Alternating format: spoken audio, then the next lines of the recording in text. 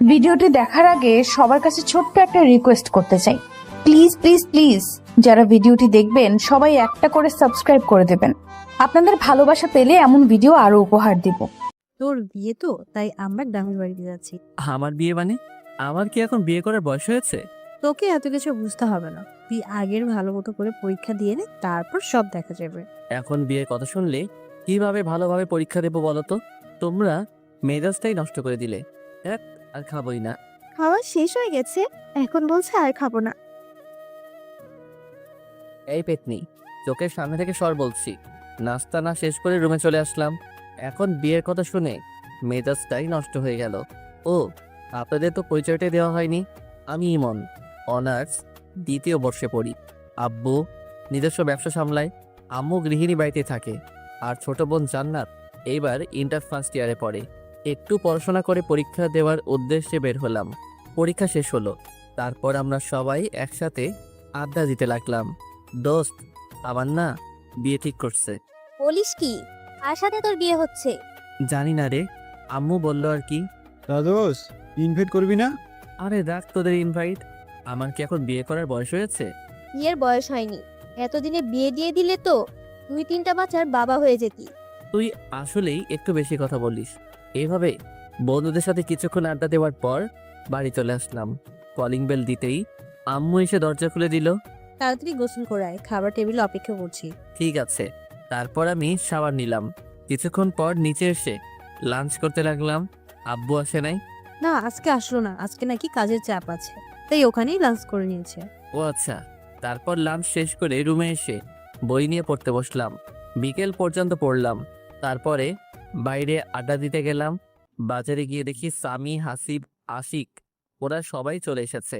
কি খবর মামা, আজকে তো দেরি করলি যে? পড়ছিলাম, একটু দেরি হয়ে গেল। এত পরে কি হবে রে? ইমন কি তোদের মতো নাকি? ও পড়াশোনা নিয়ে ব্যস্ত। এইভাবে রাত 8টা পর্যন্ত আমরা আড্ডা দিলাম, ক্যারাম খেললাম, সিগারেট খেলাম। তারপর বাসায় চলে আসলাম, ফ্রেশ হয়ে নিলাম। একটু পরেই আব্বু আসলো, সবাই একসাথে ডিনার করে নিলাম। রুমে গিয়ে পড়তে বসলাম। একটু পড়াশোনা করে আর ভালো লাগছে না, তারপরে ফেসবুকে ঢুকলাম। একটু ঘোরাঘুরি করে ঘুমিয়ে পড়লাম। এভাবে 2টা দিন কেটে গেল। আমার পরীক্ষা শেষ। আম্মু এখন বলছে আমাকে নাকি গ্রামের বাড়ি যেতে হবে বিয়ে করতে। এ তো এক মহা ঝামেলায় পড়লাম। আম্মু, এখন বিয়ে না করলে হয় না? না, হয় না, তোকে বিয়ে করতে হবে। আম্মু প্লিজ, এখন জোর করো না, এখন আমি বিয়ে করতে পারবো না। এত বেশি কথা বলিস কেন? তোর বাবা বিয়ে ঠিক করেছে, বিয়ে তোকে করতে হবে। তাড়াতাড়ি রেডি হয়ে নে, গ্রামের বাড়িতে যা। তারপর আম্মু আব্বু আমাকে একরকম জোর করে গ্রামের বাড়িতে নিয়ে যাওয়ার জন্য রাজি করালো। রাজশাহী শহর থেকে আমাদের গ্রামে যেতে প্রায় 3 ঘন্টার মতো সময় লাগে। আমরা ট্রেনে করে গ্রামের বাড়িতে যাচ্ছি। আমার মনটা একদম খারাপ। আমাকে জোর করে বিয়ে দিয়ে দিচ্ছে, একেবারে বাল্যবিবাহ। 4 ঘন্টা পর আমরা আমাদের গ্রামে পৌঁছালাম। অনেকদিন পর গ্রামে আসছি। পড়াশোনার জন্য গ্রামে তেমন আসাই হয় না। গ্রামের পরিবেশ আমার খুব ভালো লাগে। চাচা আমাদের জন্য গাড়ি পাঠিয়ে দিয়েছে। 30 মিনিটের রাস্তা পেরোনোর পরেই আমরা চাচার বাড়িতে পৌঁছে গেলাম, মানে আমাদের বাড়িতেই। দেখলাম আমাদের গ্রামের বাড়িটা খুব সুন্দর করে সাজানো হয়েছে। আমি তো কিছুই বুঝতে পারলাম না। আমি আম্মু আব্বুর পেছনে পেছনে ভিতরে ঢুকলাম। আমার দিকে সবাই এভাবে তাকিয়ে আছে কেন? আর বাড়ি ভর্তি এত আত্মীয় স্বজন কেন এসেছে? আমি আম্মুকে ডাক দিলাম, এসব কি হচ্ছে? আমি তো কিছুই বুঝতে পারছি না। কি বুঝবি তুই? তোমরা আমাকে তো জোর করে বিয়ে দেওয়ার জন্য নিয়ে আসলে, তাহলে চাচার বাড়িতে এত সব আয়োজন কিসের? আমি তো কিছুই বুঝতে পারছি না। নীলার সাথে তোর বিয়ে ঠিক হয়েছে। আম্মু, মজা করো না তো। কার সঙ্গে বিয়ে ঠিক হয়েছে বলো তো তুমি? তোর চাচার মেয়ে নীলার সাথে তোর বিয়ে ফাইনাল। না, এ হতে পারে না। ওর মতো একটা পিচ্চি মেয়েকে আমি বিয়ে করতে পারবো না। আর ও তো আমার চাচাতো বোন হয়, ওর সাথে কি আমার বিয়ে হয় নাকি? তোকে এত কথা বলা লাগতো না, আগামীকালকে তোদের বিয়ে, এখন তুই প্রস্তুত হয়ে নে। আম্মু, তোমরা না আমার নিজের লোক, তোমরা আমার সাথে এরকম করতে পারলে? শোন, যেটা ভালো হয় সেটাই আমরা করছি। নীলা খুব ভালো মেয়ে, ওকে বিয়ে করলে তুই সুখে থাকতে পারবি। ওর মতো একটা পিচ্চি মেয়েকে আমি কোনো মতেই বিয়ে করতে পারবো না। তোমরা যা ইচ্ছা করো। আমি চলে গেলাম শহরে। এই শোন, আমরা পাকা কথা দিয়ে ফেলেছি, আর তুই এখন শহরে যাবি মানে? তোর বাবা জানতে পারলে আস্ত রাখবে না। আর এত কিছুর আয়োজন দেখছিস, এখন কি বিয়ে কোনোভাবে ভেঙে দেওয়া যায় নাকি? তোকে বিয়ে করতে হবে। তারপর আম্মু আব্বুকে ডাক দিল। আব্বু আর আম্মু একসাথে আমাকে প্যারা দিতে লাগলো। আমাকে কোনো কথা বলার সুযোগই দিল না। আমাকে রেখে আম্মু আর আব্বু চলে গেল। এদিকে চাচার বাড়িতে অনেক মানুষ আমাকে দেখতে আসছে, মনে হয় কখনো দেখেনি। আমি চুপচাপ বসে আছি। একের পর এক রুমের ভিতরে আসতেই আসছে। একটু পর নীলা ও তার সাথে কয়েকটা মেয়ে রুমের ভেতরে আসলো। কেমন আছো তুমি? তোরা তো আমাকে ভালো থাকতে দিচ্ছিস না। ও মা, হবু বউয়ের সাথে কেউ তুই করে কথা বলে নাকি? আরে রাখ তোর বউ, আমি তোকে কখনো বিয়ে করতে পারবো না। ছি ছি, কি সব বাজে কথা বলছো তুমি? শোনো, এরা হলো আমার বান্ধবী, তোমার সাথে পরিচয় করিয়ে দেওয়ার জন্য নিয়ে আসলাম। আমি কি বলবো ভেবে পাচ্ছি না। এরা তো সবাই একদল পিচ্চি। নীলা সবেমাত্র এসএসসি পরীক্ষা দিয়েছে। এসব পিচ্চিদের সাথে আমার একদমই কথা বলতে ইচ্ছে করছে না। আমি ফোনটা বের করে টিপতে লাগলাম। একটু পরে আবার নীলা আসলো। ওগো শুনছো, ওয়াশরুমটা ওইদিকে, যাও গিয়ে শাওয়ার নিয়ে আসো, নাকি আমার কোনো হেল্প লাগবে? নীলা শোন, আমি তোর ভাই না? ভাইয়ের সাথে কেউ এরকম বলে নাকি? হ্যাঁ, তোর আর আমার কখন এসব হয় নাকি? দেখো, তুমি যদি আর একবার ভাই বোনের কথা বলো, তাহলে কিন্তু আমি শাশুড়ি আম্মাকে বিচার দেব। চুপ তুই। তোর মতো একটা পিচ্চি মেয়েকে আমি কখনো বিয়ে করতে পারবো না। চোখের সামনে থেকে সর বলছি। নীলা মুখ গোমড়া করে চলে গেল। আমি কি করব? ও মুখ গোমড়া করলে ওর সাথে আমার কখনো এরকম হয় নাকি? একটু পর আম্মু আসলে রুমে। এই, তুই নীলাকে কি বলেছিস? কই কিছু বলি নাই তো। বলেছে আম্মু, আমার সাথে খুব খারাপ ব্যবহার করেছে, এমনকি আমাকে মেরেছে। আরে আজব তো, আমি তোকে কখন মারলাম? আম্মু আমাকে বকাবকি করতে শুরু করলো। থাক আম্মু, ওকে আর কিছু বলো না, এরপর থেকে কিছু বললে তারপর বলবে। আচ্ছা ঠিক আছে, নীলামা তুই বলছিস তাই শুনলাম, না হলে ওকে আজ আমি মারতাম। আম্মু, তুমি ওর জন্য আমাকে মারবে? হ্যাঁ, মারবই তো। আম্মু, তুমি আমাকে বিশ্বাস পর্যন্ত করছো না। চুপ তুই, নীলা যা বলে তাই কর বলছি। আম্মু চলে গেল। নীলা শুধু চুপি চুপি হাসছে। এটা কি হলো? কিছুই হলো না, তুমি আমার কথা না শুনলে এরকমই হবে, ঠিক আছে? তুই আমার সাথে এরকম করবি? এরকমই করব। এখন যাও বলছি, শাওয়ার নিয়ে আসো। যাব না। তোর বাপের কি? কি, এত বড় কথা? আম্মু, আমি অমনি নীলার মুখটা চেপে ধরলাম। কি করছিস কি? আম্মুকে ডাকার কি দরকার? আমি আম্মুকে বলবো তুমি আমাকে আবার মারছো। তুই মিথ্যে কথা বলবি? কই মিথ্যা বলছি, আম্মুকে ডাকবো?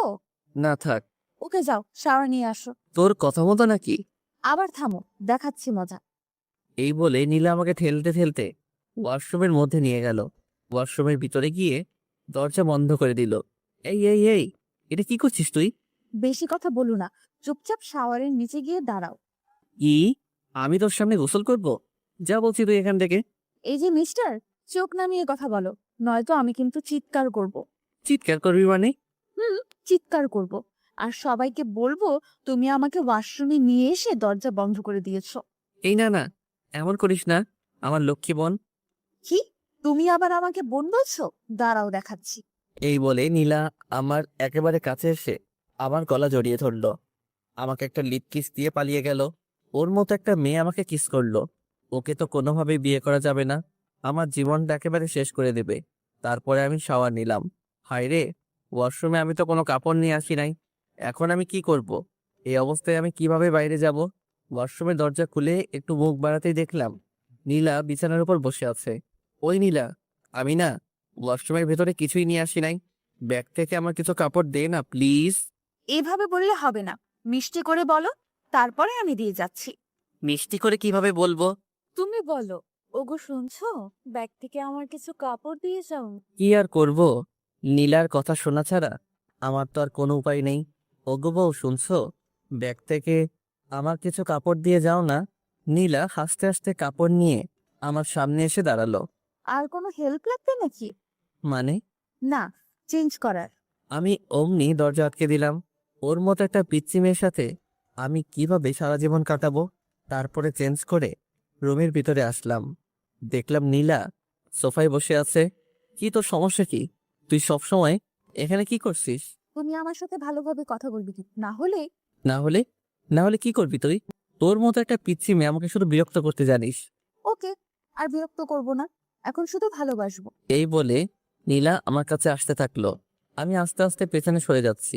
সরতে সরতে দেওয়ালের সাথে আটকে গেলাম। এই পিচ্ছি, একদম কাছে আসবি তো বলছি। নীলা আস্তে আস্তে আমার একেবারে কাছে চলে আসলো। ভয় করছো কেন? কালই তো আমাদের বিয়ে, তারপর তো সব ঠিক হয়ে যাবে, তাই না? তুই সর বলছি। ওকে চলো, নিচে সবাই লাঞ্চ করার জন্য অপেক্ষা করছে। তুই যা, আমি তোর সাথে যাব না। বেশি কথা বলো না, একসাথে চলো বলছি, না হলে কিন্তু আবার কাছে আসবো। না না, কাছে আসিস না, চল তোর সাথে যাব। তারপর আমি নিচে গিয়ে লাঞ্চ করার জন্য একটা চেয়ারে গিয়ে বসলাম। সবাই আমাদের দিকে তাকিয়ে আছে। আমাদের বলতে আমার আর নীলার দিকে সবাই হা করে তাকিয়ে আছে। নীলার আম্মু মানে চাচি বলল, নীলা তুই জামাইয়ের পাশে গিয়ে বস। আমি তো একদম অবাক, চাচি আমাকে আগেই জামাই বলছে। না কোনো পাগলে পাল্লায় পড়লাম রে, সে কিছুই বুঝতে পারছি না। এদিকে নীলা আমার পাশের চেয়ারে বসে আমাকে শুধু বিরক্ত করে যাচ্ছে, পা দিয়ে শুধু আমার পায়ে টোকা দিচ্ছে। আমি তাড়াতাড়ি লাঞ্চ শেষ করে রুমে এসে দরজা বন্ধ করে দিলাম, যাতে পিচিটা আমাকে বিরক্ত করতে না পারে। আমি ফোনটা বের করে স্বামীকে একটা ফোন দিলাম। মামা কি খবর, কি করছিস? আর বলিস না, এখানে আমার একদম ভালো লাগছে না। কবে যে বাসায় আসবো রে। কেন ভালো লাগছে না কেন? এখানে সব পিচিদের পাল্লায় পড়েছি, আমার একদমই ভালো লাগছে না। আচ্ছা মামা, তাহলে থাক, আমরা সবাই এখন ব্যস্ত আছি, পরে কথা। কিসের ব্যস্ত? আরে তোদের বাড়িটা শুধু সাজিয়ে দিক মামা, তোর ঘরটা এমন করে সাজিয়েছি না, বা হবে। রাখ তোর খেলা। তারপরে ফোনটা কেটে দিলাম। ফেসবুকে ঢুকে অযথাই ঘোরাঘুরি করলাম, কিছুই যে ভালো লাগছে না। এদিকে তো ফেসবুকে শুধু মেসেজ আসতেই আছে, সবাই উইশ করছে, বিয়ের উইশ। আমি বুঝতে পারলাম না এত বন্ধু বান্ধব ফেসবুকে, এরা আমার বিয়ের কথা জানলো কিভাবে। তারপরে দেখলাম আশিক আমার বিয়ে নিয়ে ফেসবুকে একটা পোস্ট করেছে। মেজাজটাই তো গরম হয়ে গেল। তারপরে বিকেল হয়ে আসলো। এদিকে নীলা এসে বারবার আমাকে বিরক্ত করছে। একটু পরপরই আমার রুমে আসছে, এটা সেটা বলছে। ওর বান্ধবীরা আমাকে নিয়ে হাসাহাসি করছে।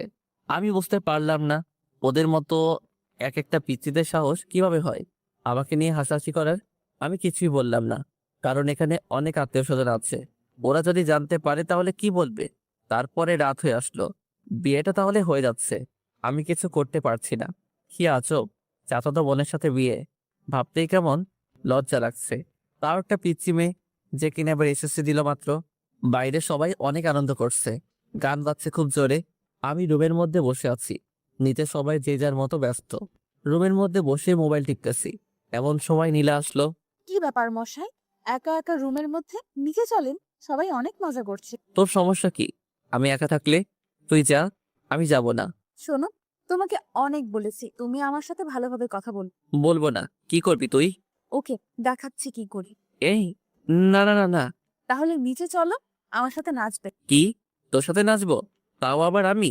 এত অবাক হয়ে লাভ নেই, যাবে কিনা সেটা তাড়াতাড়ি বলো। কখনই যাব না, তুই যা তো। ওকে, দেখাচ্ছি। এই শোন, আমার না এত জোরে আওয়াজ একদম পছন্দ না। জোরে সাউন্ড হলে আমার মাথায় সমস্যা হয়, তার জন্য আমি নিজে যেতে চাচ্ছি না আর কি। সত্যি বলছো? হ্যাঁ, একদম সত্যি। ওকে, তাহলে নিচে যাওয়া লাগবে না, আমরা দুজন এখানে বসে গল্প করব। এই শোন, এখন দুজন একসাথে থাকলে মানুষ কি বলবে? হ্যাঁ, কে কি বললো সেটা দেখার বিষয় না, আমি আমার জামাইয়ের সাথে বসে গল্প করছি, তাতে মানুষের কি? তোর জামাই হতে আমার বয়েই গেছে। ফিসফিস করে কি বললে? কই কিছু না তো, কিছু বলি নাই। এইভাবে দুজন অনেকক্ষণ ধরে বসে গল্প করলাম, গল্প নয় তো অনেকটা ঝগড়ার মতো। এই নীলা শোন, আমার না এখন ঘুম পাচ্ছে, অনেক রাত হয়ে গেছে। তুই এখন যা, আমি ঘুমাবো। আর একটু থাকি না, কেন? তোমার সাথে কথা বলতে খুব ভালো লাগে। আচ্ছা, অনেক কথা বলেছিস, এখন যা, আমি ঘুমাবো। নীলা আমাকে একটা কিস করে চলে গেল। আমি এই পিচিটার জ্বালায় আস্তে আস্তে শেষ হয়ে যাচ্ছি। কি করেছে এই পিচির হাত থেকে রেহাই পাবো বুঝতে পারছি না। সকালে আম্মুর ডাকে ঘুমটা ভাঙলো, দেখলাম আম্মু আর জান্নাত এসেছে আমার রুমে। কখন উঠবে? আজ না তোর বিয়ে। বিয়ে হয়েছে তো কি হয়েছে, এত সকালে কেউ ঘুম থেকে ওঠে নাকি? এখানে কত মানুষ, তুই যদি এত দেরি করে ঘুম থেকে উঠিস তাহলে সবাই কি বলবে? তোকে নিয়ে হাসাহাসি করবে যে। আচ্ছা যাও, উঠছি। তারপর আমি উঠে ফ্রেশ হয়ে নিলাম। একটু পর আবার সেই প্যারার আগমন রুমে। শুভ সকাল। অশুভ সকাল? অশুভ মানে? তোকে এত বুঝতে হবে না। তুমি আমার সাথে এভাবে কেন কথা বলো? তোর মতো একটা পিচির সাথে কিভাবে কথা বলবো শুনি? একটু মিষ্টি করে কথা বলা যায় না? সবার সাথে যেভাবে কথা বলে আমার সাথে সেইভাবে কথা বলবে। কি দরকার? আচ্ছা, আম্মুকে ডাকি। কথায় কথায় এভাবে ভয় দেখানো কিন্তু ঠিক না। আমি তোর চেয়ে অনেক বড়, আমার সাথে ভালোভাবে কথা বলবি। আমি তো ভালোভাবে কথা বলতে চাই, তুমি তো আমার সাথে ভালোভাবে কথা বলো না। তুমি আমার সাথে ভালোভাবে কথা বললে আমি আমার আম্মুর ভয় দেখাবো না। ঠিক আছে, এখন চলো ব্রেকফাস্ট করবে। তোর সাথে ব্রেকফাস্ট করব না। তুই কালকে আমাকে অনেক জ্বালিয়েছিস। আচ্ছা, আজকে একটুও জ্বালাবো না, চলো তুমি। সত্যি তো? সত্যি চলো। তারপর ব্রেকফাস্ট করে নিলাম। রুমের মধ্যে বসে আছি, ছাদে যাচ্ছি, ফোন টিপছি। এভাবে দুপুর হয়ে আসলো। বিয়ের আয়োজন শুরু হয়ে গেল। আমি একটা সাদা পাঞ্জাবি পরেছি, একেবারে বুড়া বুড়া লাগছে। সাদা পাঞ্জাবি আমি আগে কখনো পরি নাই। আজকে আম্মু অনেক জোরাজোরি করলো তাই পরলাম। আর বিয়েতে নাকি সাদা কাপড় পরতে হয়। একটু পরে কাজী সাহেব বিয়ে পড়াতে শুরু করলো। আমি চুপচাপ বসে আছি। সবাই ছবি তোলা নিয়ে ব্যস্ত। এদিকে শহর থেকে আমার বন্ধু বান্ধব এবং আব্বুর অনেক বন্ধু বান্ধব, অনেকেই আমার বিয়েতে। বিয়ের কার্যক্রম একেবারে শেষ, এখন বাড়িতে যাওয়ার পালা। চাচা চাচি নীলাকে আমার হাতে তুলে দিল। তারা অনেক কান্নাকাটি করছে, নীলাও অনেক কান্নাকাটি করছে। আমার তো একটু একটু হাসি পাচ্ছে। যাই হোক, চুপচাপ দাঁড়িয়ে থাকলাম। একটু পর আমরা আমাদের বাড়িতে যাওয়ার জন্য রওনা দিলাম। অনেক দূরের রাস্তা, যেতে যেতে প্রায় সন্ধ্যা পেরিয়ে যাবে। নীলা আমার পাশের সিটে বসে আছে, একটু পর পর আমার দিকে তাকাচ্ছে আর হাসছে। আমি তো পিচিটার কাহিনী দেখে একেবারে অবাক, কখনো কাঁদছে কখনো হাসছে, কিছুই বুঝতে পারছি না। কিছুদূর যাওয়ার পরে নীলা আমার কাঁধে মাথা রেখে ঘুমিয়ে পড়ল। এই প্রথম নীলার মুখের দিকে ভালো করে তাকাইলাম। বাহ, পিচিটাকে দেখতে কিন্তু খুব সুন্দর লাগছে, একেবারে বউ বউ লাগছে। এই, আমি কি সব ভাবছি? নীলার মতো একটা পিচ্ছি মেয়েকে নিয়ে, ওকে তো আমি কোনোদিনও বউ হিসেবে মেনে নিব না। আমি কি সব আজে বাজে চিন্তা করছি? এভাবে নানান কথা ভাবতে ভাবতে সন্ধ্যায় বাড়িতে পৌঁছে গেলাম। গাড়ি থেকে নামতেই আমি রীতিমতো অবাক। ওয়াও, আমাদের বাড়িটাকে দেখতে কি সুন্দর লাগছে, কি সুন্দরভাবে লাইটিং করা হয়েছে। বাড়িটার সৌন্দর্য দেখে আমি মুগ্ধ হয়ে যাচ্ছি। বাড়ি দেখতে দেখতেই ভেতরে চলে আসলাম।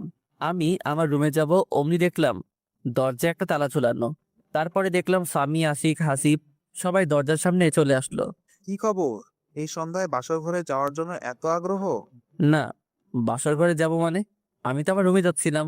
বুঝেছি ভাই, আমাদের আর বোঝাতে হবে না, আর একটু ধৈর্য ধরে অপেক্ষা করবার। আমি কোনো কথা না বলে পাশের রুমে ফ্রেশ হতে চলে গেলাম। আম্মু এসে আমাকে আরেকটা পাঞ্জাবি দিল, বলল তুই এই পাঞ্জাবিটা পর। আম্মু, সাদা কালারের পাঞ্জাবি পরতে একদম ভালো লাগে না। আমি এখন পাঞ্জাবি পরবো কেন? আমি এখন টি শার্ট পরবো।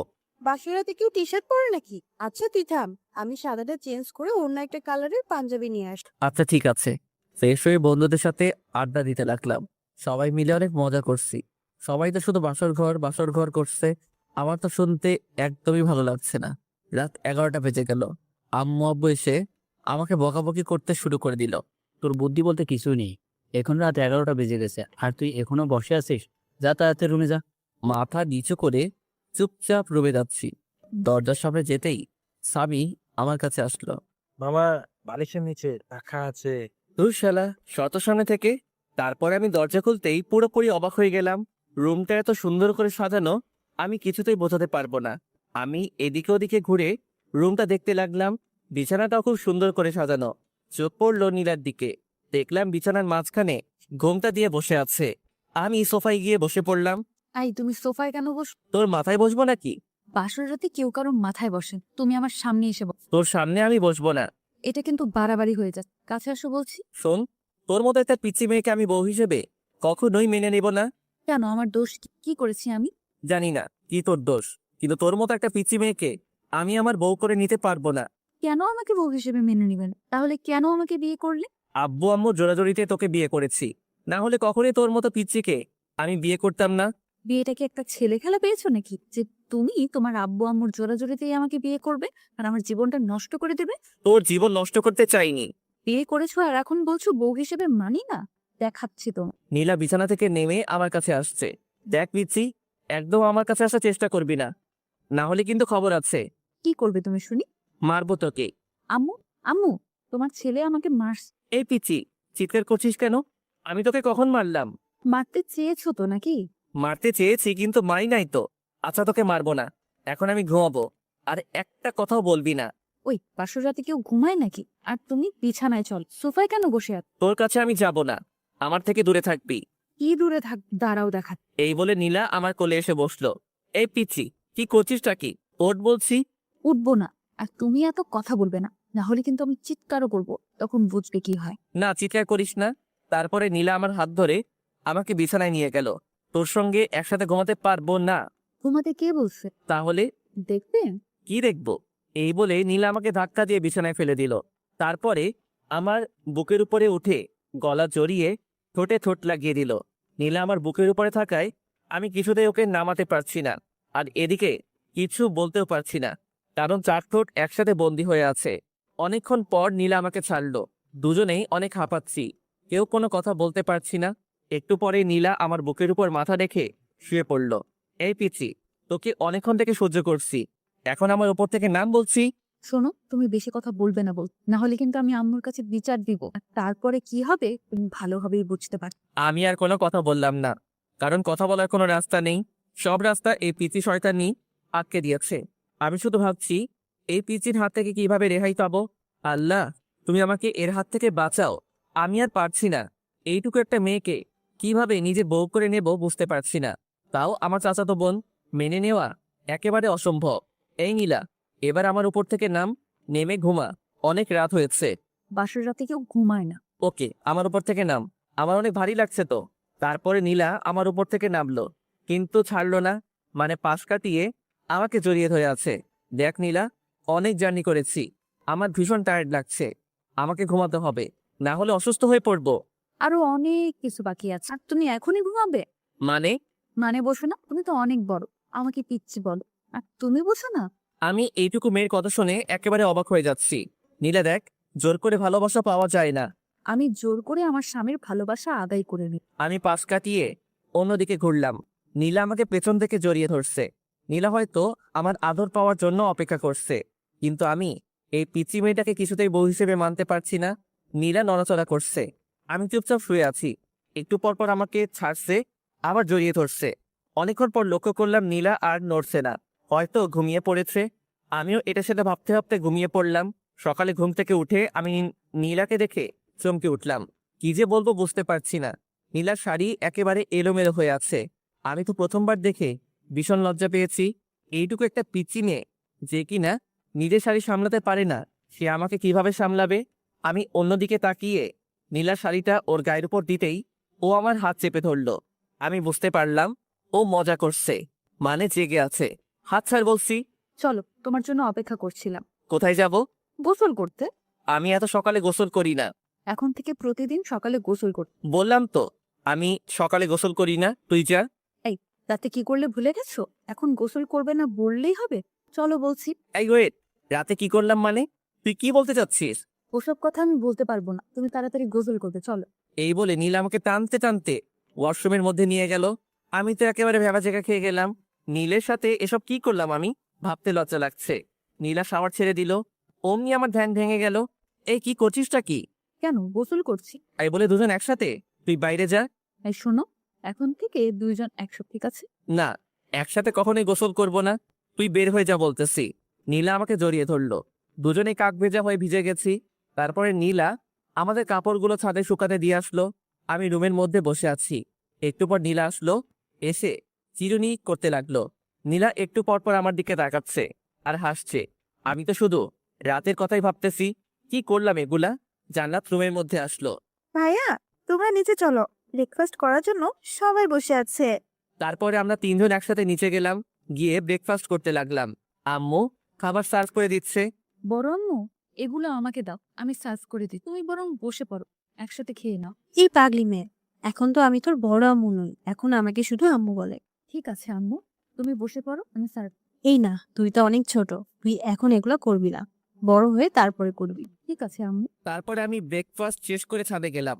বসে বসে শুধু রাতের কথাই ভাবছি, কি বলতে কি করে ফেললাম। একটু পরে আশিক, হাসিফ, সামি এরা ছাদে আসলো। কি খবর মামা, কেমন এনজয় করলি? খুব ভালো, তোরাও এবার একটা করে বিয়ে করে ফেল। করবো, সময় হলে ঠিকই করব। তাড়াতাড়ি। এইভাবে বন্ধুদের সাথে অনেকক্ষণ আড্ডা দিলাম। একটু পর নীলার বাড়ির লোকজন আসবে। আব্বু আমাকে বাড়িতে থাকতে বলতেছে। আশিক, হাসিব এরা সবাই নিচে চলে গেল, ওদের নাকি কিছু কাজ আছে। আমি ছাদে বসে আছি, রুমে যাচ্ছি না, কারণ রুমে গেলে নীলা দুষ্টামি করতে শুরু করবে। কিছুক্ষণ পর নীলা আমাকে খুঁজতে খুঁজতে ছাদে চলে আসলো। তুমি এখানে কি করছো? আর আমি তোমাকে সারা বাড়ি খুঁজে পাচ্ছি না। আমাকে কেন খুঁজছিস? না এমনি, তুমি আমার কাছাকাছি না থাকলে আমার ভালো লাগে। কিন্তু আমার তোর কাছে থাকতে একদম ভালো লাগে না, তাই তোর থেকে দূরে আছি। যা, এখন তুই নিচে যা, আমাকে আমার মতো থাকতে দে। শোনো, তুমি কিন্তু এরকম করলে আমি আম্মুর কাছে। কি বারবার আম্মু আম্মু করে ভয় দেখাস? যা তো চোখের সামনে থেকে। নীলা ছাদ থেকে নিচে চলে গেল। একটু পর আম্মুকে ডেকে নিয়ে আসলো ছাদে। এই তুই বৌমার সাথে ভালোভাবে কেন কথা বলি? কই, ভালোভাবেই তো কথা বলি। না আম্মু, আমার সাথে একদম ভালোভাবে কথা বলেন, আমাকে শুধু কথায় কথায় ধমক। এরপর থেকে যদি বৌমার সাথে এরকম ব্যবহার করিস তাহলে কিন্তু খবর আছে। তোর আব্বুর সাথে সবকিছু বলবো, তারপর বুঝবি। না আম্মু, এরপর থেকে আর ধমক দিয়ে কথা বলবো না। এবার থেকে ভালোভাবে কথা বলবো, ঠিক আছে? আচ্ছা ঠিক আছে, এরপর থেকে আর যেন এরকম কিছু না শুনি। আচ্ছা ঠিক আছে আম্মু। তারপরে আম্মু চলে গেল। নীলা মুচকি হাসছে। এই পিচ্ছি, আমাকে বারবার বকা খাওয়াতে তোর বুঝি ভালো লাগে? না, একদমই ভালো লাগে না। আমার প্রাণের স্বামী ছোট বাচ্চাদের মতো তার আম্মু আব্বুর কাছে বকা খায়, এগুলো আমার একদমই ভালো লাগে না। তাহলে কেন বারবার আম্মুর কাছে বিচার দিস? কারণ তুমি আমার সাথে ভালোভাবে কথা বলো না, আমার কথা একটাও শোনো। আচ্ছা, এবার থেকে শুনবো। আর শোন, রাতের ওই বিষয়টার জন্য সরি। আসলে আমি ঘুমের মধ্যে কি করেছি বুঝতে পারি নাই। প্লিজ তুই কিছু মনে করিস না। কি হলো, হাসছিস কেন? তুমি তো রাতে কিছুই করো না, আমি এমনিতেই মজা করে ওগুলো বলি। কি শয়তাননি, তুই আমার সাথে একদম এগুলো করবি না। আচ্ছা, এবার থেকে আর ওরকম করবো না, চলো এবার নিচে চলো। নিচে যাচ্ছি। এমন সময় নীলা চিৎকার দিয়ে উঠলো। অমনি আম্মু আর জান্নাত চলে আসলো। কি হয়েছে, চিৎকার করলি কেন? আম্মু, পায়ে মচকা লেগেছে। কি ব্যাপার ইমন, তুই থাকতে নীলার পায়ে মস্কা লাগলো কিভাবে? আজব তো, ওর পায়ে মচকা লাগলে সেটা আমি কিভাবে বলবো? আম্মু, আমি কিছুতেই হাঁটতে পারছি না, পায়ে খুব ব্যথা করছে। ইমন, তুই নীলাকে কোলে করে রুমে নিয়ে যা। কি? আমি কাউকে কোলে নিতে পারবো না। যেটা বলছি সেটা কর। কি আর করব? নীলাকে কোলে করে রুমে নিয়ে গেলাম। আম্মু ফ্রিজ থেকে বরফ দিয়ে গেল আর বলল নীলার পায়ে বরফ দিয়ে দিতে। আমি আম্মুর কথা মতো নীলার পায়ে বরফ দিয়ে দিলাম। নীলা শুধু আমার দিকে তাকিয়ে মুচকি হাসছে। হাসছিস কেন? আমি কোনো ব্যথা পাইনি, শুধু তোমার কোলে ওঠার জন্য এগুলো কর। কি? ফার্ম তোকে দেখাচ্ছি। এই বলে আমি নীলাকে বালিশ দিয়ে মারতে শুরু করলাম। নীলা দৌড়ে দৌড়ে পালাচ্ছে, আমিও ওর পিছু পিছু দৌড়াচ্ছি।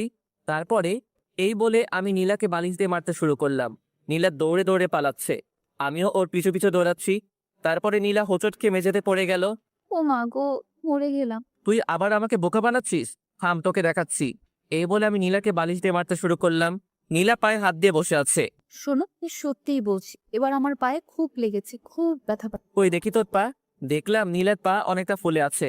আমি বুঝতে পারলাম এবার ওর পায়ে সত্যি সত্যি লেগেছে। আমি নীলাকে উঠিয়ে বিছানায় শুইয়ে দিলাম। তারপর নীলার পায়ে বরফ লাগিয়ে দিলাম। একটু পর নীলার বাড়ির লোকজন আসলো। আমি আর নীলা সবার সাথে কথা বললাম। আম্মু বলল আমাকে নাকি আজকে নীলার বাড়িতে যেতে হবে, এটা নাকি নিয়ম। আমি অনেক অজুহাত দেখিয়ে না যাওয়ার চেষ্টা করলাম, কিন্তু আমাকে জোর করে পাঠিয়ে দিল।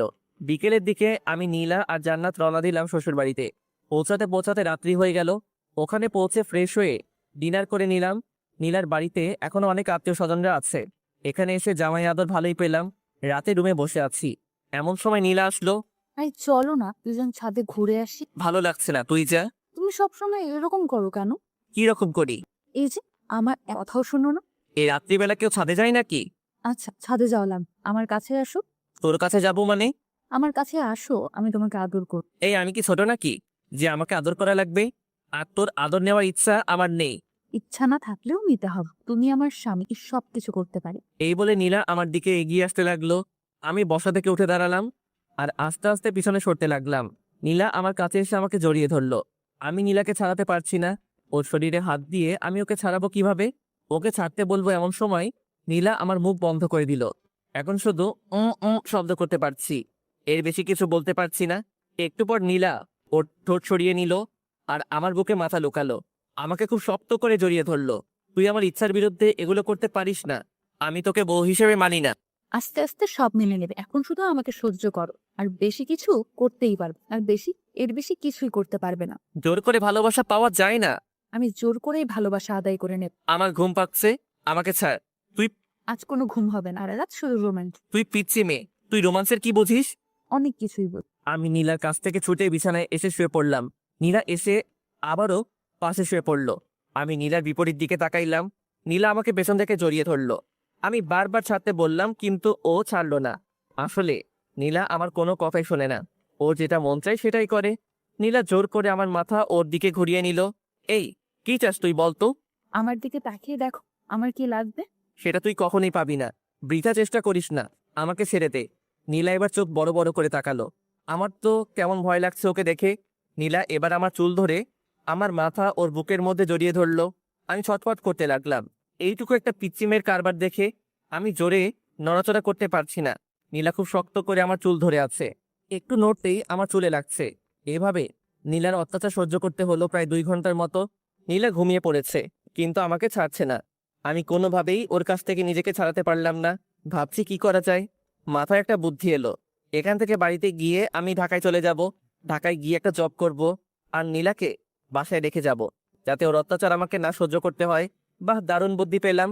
একটু পরে আমি ঘুমিয়ে পড়লাম। সকালে ঘুম থেকে উঠে আমি আজকেও অবাক। নীলা শাড়ির মধ্যে আমাকে পিছিয়ে নিয়েছে, একেবারে 2-3টা প্যাচ দিয়েছে। কি করব বুঝতে পারছি না। এখান থেকে বেরোতে লাগলে নীলার শাড়ি খুলে যাবে। আমি খুব ভালোভাবে বুঝতে পারছি এগুলো ও নিজের ইচ্ছাতেই করে। না জানি ঘুমের মধ্যে আরো কত কিছুই না করে। আমি নীলার শাড়ির মধ্যে থেকে বের হওয়ার চেষ্টা করছি, কিন্তু বের হতে পারছি না। আমি একটু নাড়াচাড়া করতেই নীলা চোখ খুলল। আমি জানতাম তুমি আমার কাছে আসবি। এই, চুপ কর। আমার মোটেও তোর কাছে আসার কোনো ইচ্ছা নেই। তুই আমাকে তো শাড়ির মধ্যে প্যাচ দিয়েছিস। ওমা, আমি কোথায় প্যাচ দিলাম? তুমি নিজেই এসেছো, আমি বুঝতে পারছি। এই চুপ, আর একটা কথাও বলবি না। আমাকে বের হতে দে। তারপরে নীলা ওর শাড়ি খুলে ফেললো। আমি চুপচাপ বিছানা থেকে উঠে ওয়াশরুমে গেলাম। আমি ফ্রেশ হয়ে আসলাম। তারপরে নীলা ফ্রেশ হতে গেল। একটু পরে নিচে গেলাম ব্রেকফাস্ট করতে। ব্রেকফাস্ট করছি, এমন সময় চাচি বলল, এখন তো আর চাচি না, এখন আমার শাশুড়ি আম্মা। ইমন, তুমি তো আর গ্রামে আসো না, আজকে নীলার সাথে গ্রামটা ঘুরে দেখো, ঠিক আছে? আচ্ছা ঠিক আছে। আমি কি ভাইয়ের সাথে যেতে পারি না? অবশ্যই নিয়ে যাবে, একসাথে সবাই গ্রামটা ঘুরে দেখবে। আচ্ছা ঠিক আছে, আমরা এখনই যাব।